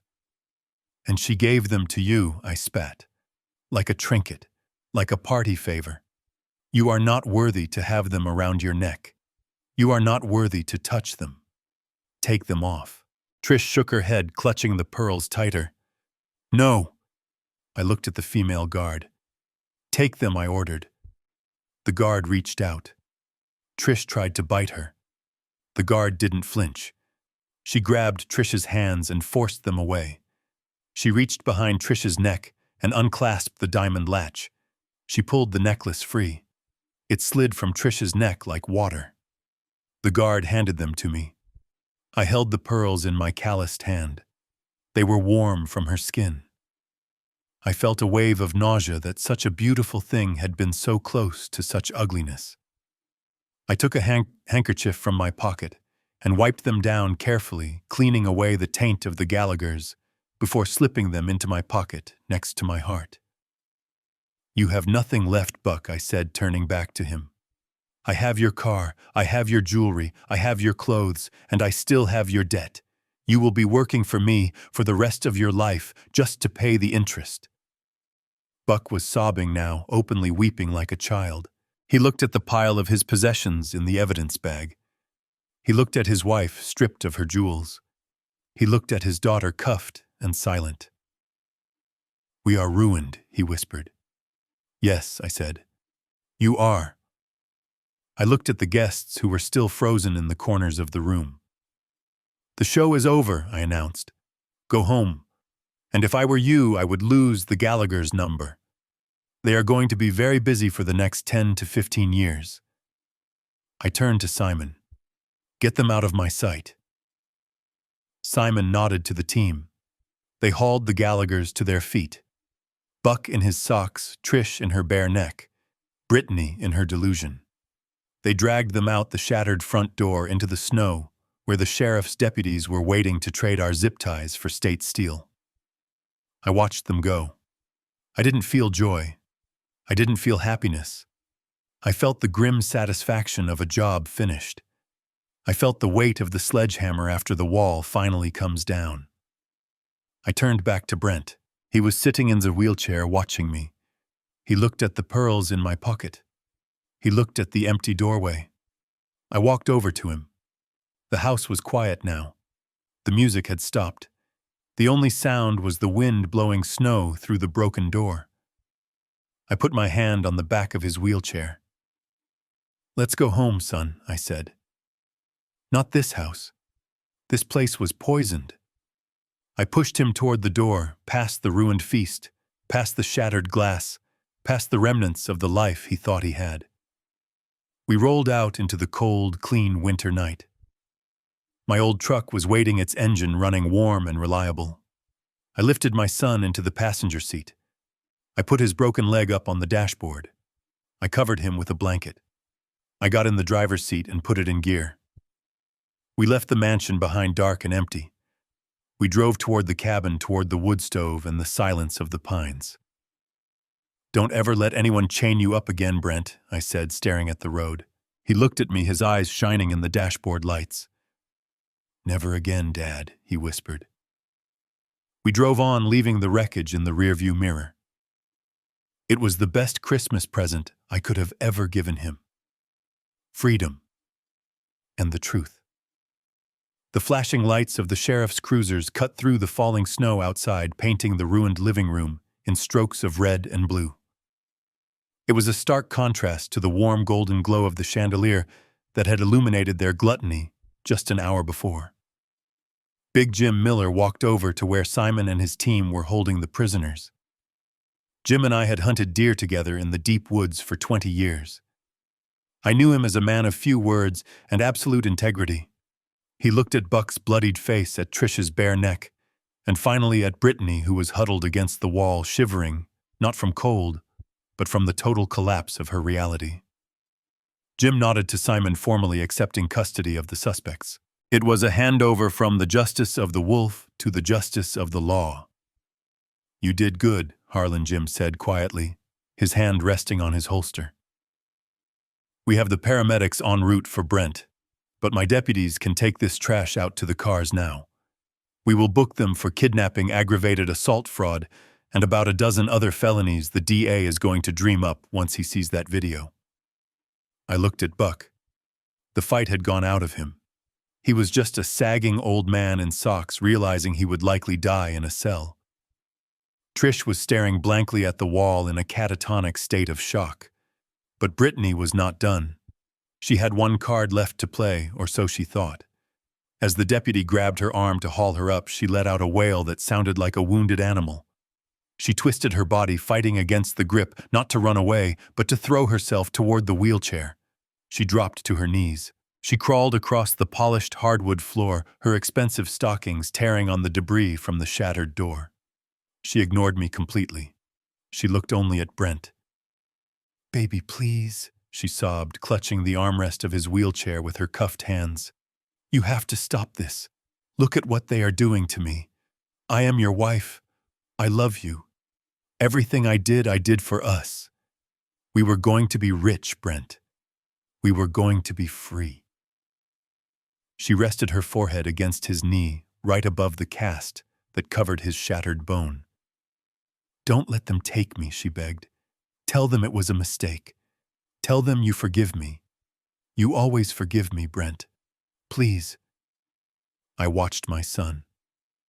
This was the moment I had feared. Brent had a heart too big for his own good. It was his greatest strength and his fatal flaw. He had forgiven her for overspending. He had forgiven her for isolating him from his friends. He had forgiven her for 1,000 small cuts over the years. I held my breath, my hand hovering near his shoulder, ready to intervene if he wavered. But the man sitting in that wheelchair was not the same man who had fallen in love with her 3 years ago. That man had died in the basement, chained to a pipe in the dark. Brent looked down at the top of her head. He looked at her hands clinging to him. Then he slowly shifted his gaze to his leg. He looked at the dirty plaster, at the bruising that disappeared under the cast. He remembered the pain.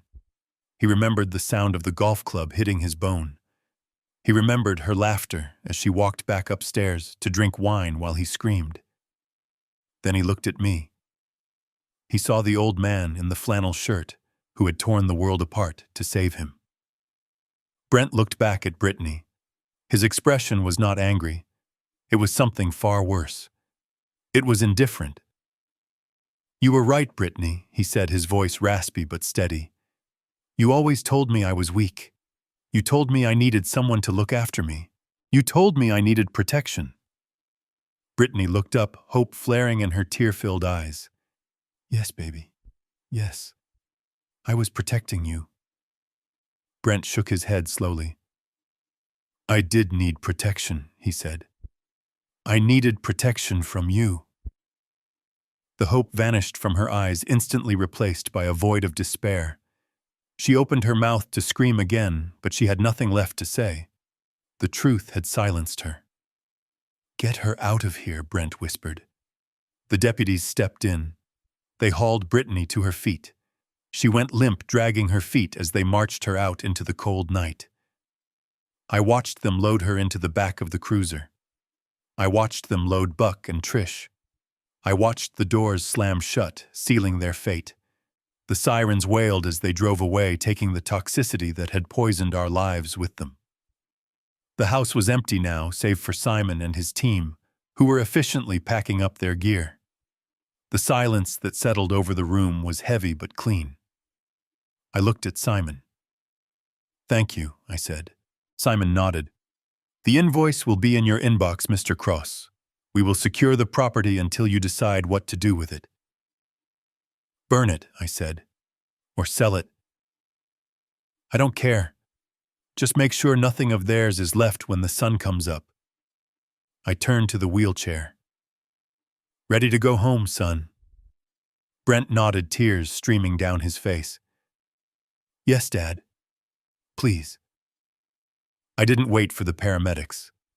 I knew how to splint a leg, and I knew my son needed to be out of there more than he needed a hospital bed right this second.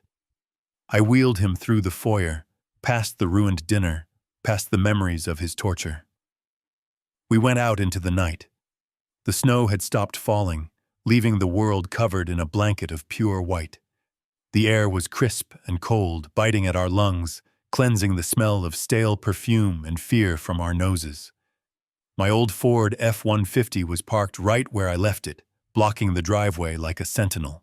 It was covered in snow, a humble beast compared to the luxury cars that had filled the lot hours ago. But it was paid for.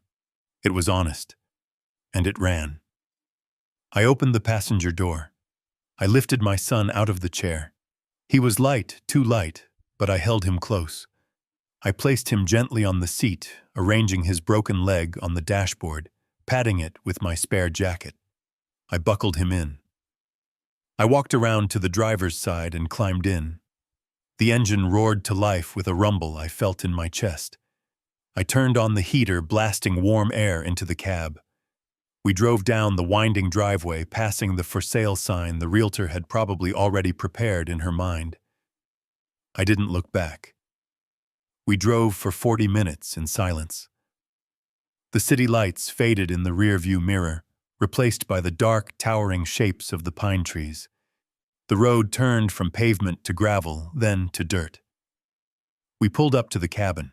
It was small, made of rough-hewn logs with a stone chimney that puffed gray smoke into the night sky. Warm yellow light spilled from the windows. I helped Brent inside. I settled him onto the big leather couch in front of the wood stove. I stoked the fire, adding a couple of logs until the flames were roaring, dancing behind the glass. The cabin smelled of cedar and wood smoke. It smelled like safety. I went to the small kitchen. I didn't have champagne. I didn't have lobster. I poured milk into a saucepan and heated it up. I stirred in cocoa powder and sugar. I walked back to the living room and handed Brent a steaming mug. "Here," I said, sitting in the rocking chair opposite him. "Drink this." Brent took the mug with both hands, letting the heat seep into his frozen fingers. He took a sip and closed his eyes. "It is good," he whispered. We sat there for a long time, just watching the fire. No music, no screaming, no lies. Just the crackle of the wood and the wind in the trees outside. I reached into my pocket and pulled out the pearl necklace. I placed it on the coffee table between us. The diamonds sparkled in the firelight.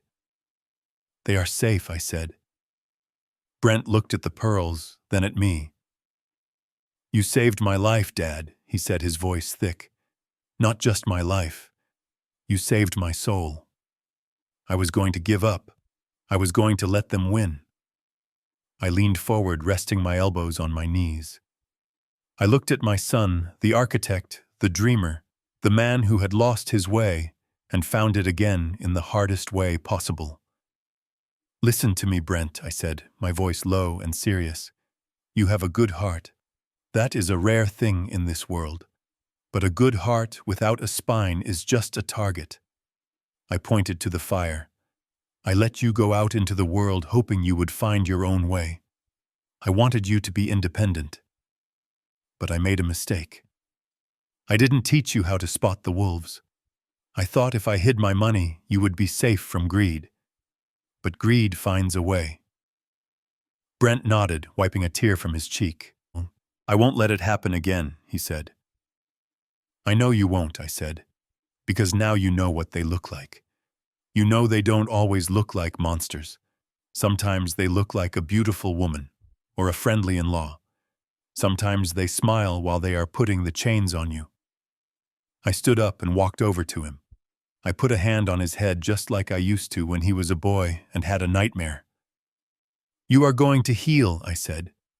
"The leg will heal. The heart will heal. You are going to build new things, Brent. Better things. And you are going to do it as a free man." I looked him deep in the eyes. "But promise me one thing, son. Anything, Dad. Don't ever let anyone chain you up again," I said. "Not with metal, not with guilt, not with love that isn't real. If someone tries to take your freedom, you fight. You fight with everything you have. And if you can't fight, you call me." Brent nodded, fresh tears spilling over. "I promise, Dad. Never again." I smiled. It was a tired smile, but it was real. "Good. Now drink your cocoa. It is getting cold." I sat back in my rocker and looked out the window at the snow. It was finally Christmas morning. We didn't have a tree. We didn't have presents. We didn't have a feast. But as I looked at my son safe and warm by the fire, I knew we had everything we needed. We had the truth. And we had each other. "Merry Christmas, son," I whispered to the quiet room. "Merry Christmas, Dad," Brent replied. And outside, the wind howled through the trees, singing a song of freedom for the two men who had survived the winter night. As I watched the snow settle on the pines, I realized that the greatest danger to a good heart isn't hatred. It is the tolerance of disrespect. My son thought he was keeping his family together by enduring their cruelty, but he was just feeding a beast that would never be full. We learned that night that you cannot buy love, and you certainly cannot negotiate with greed. True family is not defined by who sits at your table when the feast is served, but by who stands beside you when the walls come crashing down. Never set yourself on fire to keep others warm, especially when they are the ones holding the matches. Stand tall, know your worth, and never apologize for protecting your own. If you enjoyed this story of justice, please hit the like button and subscribe to the channel for more. Let me know in the comments, would you have called the police immediately or would you have handled it exactly the way I did?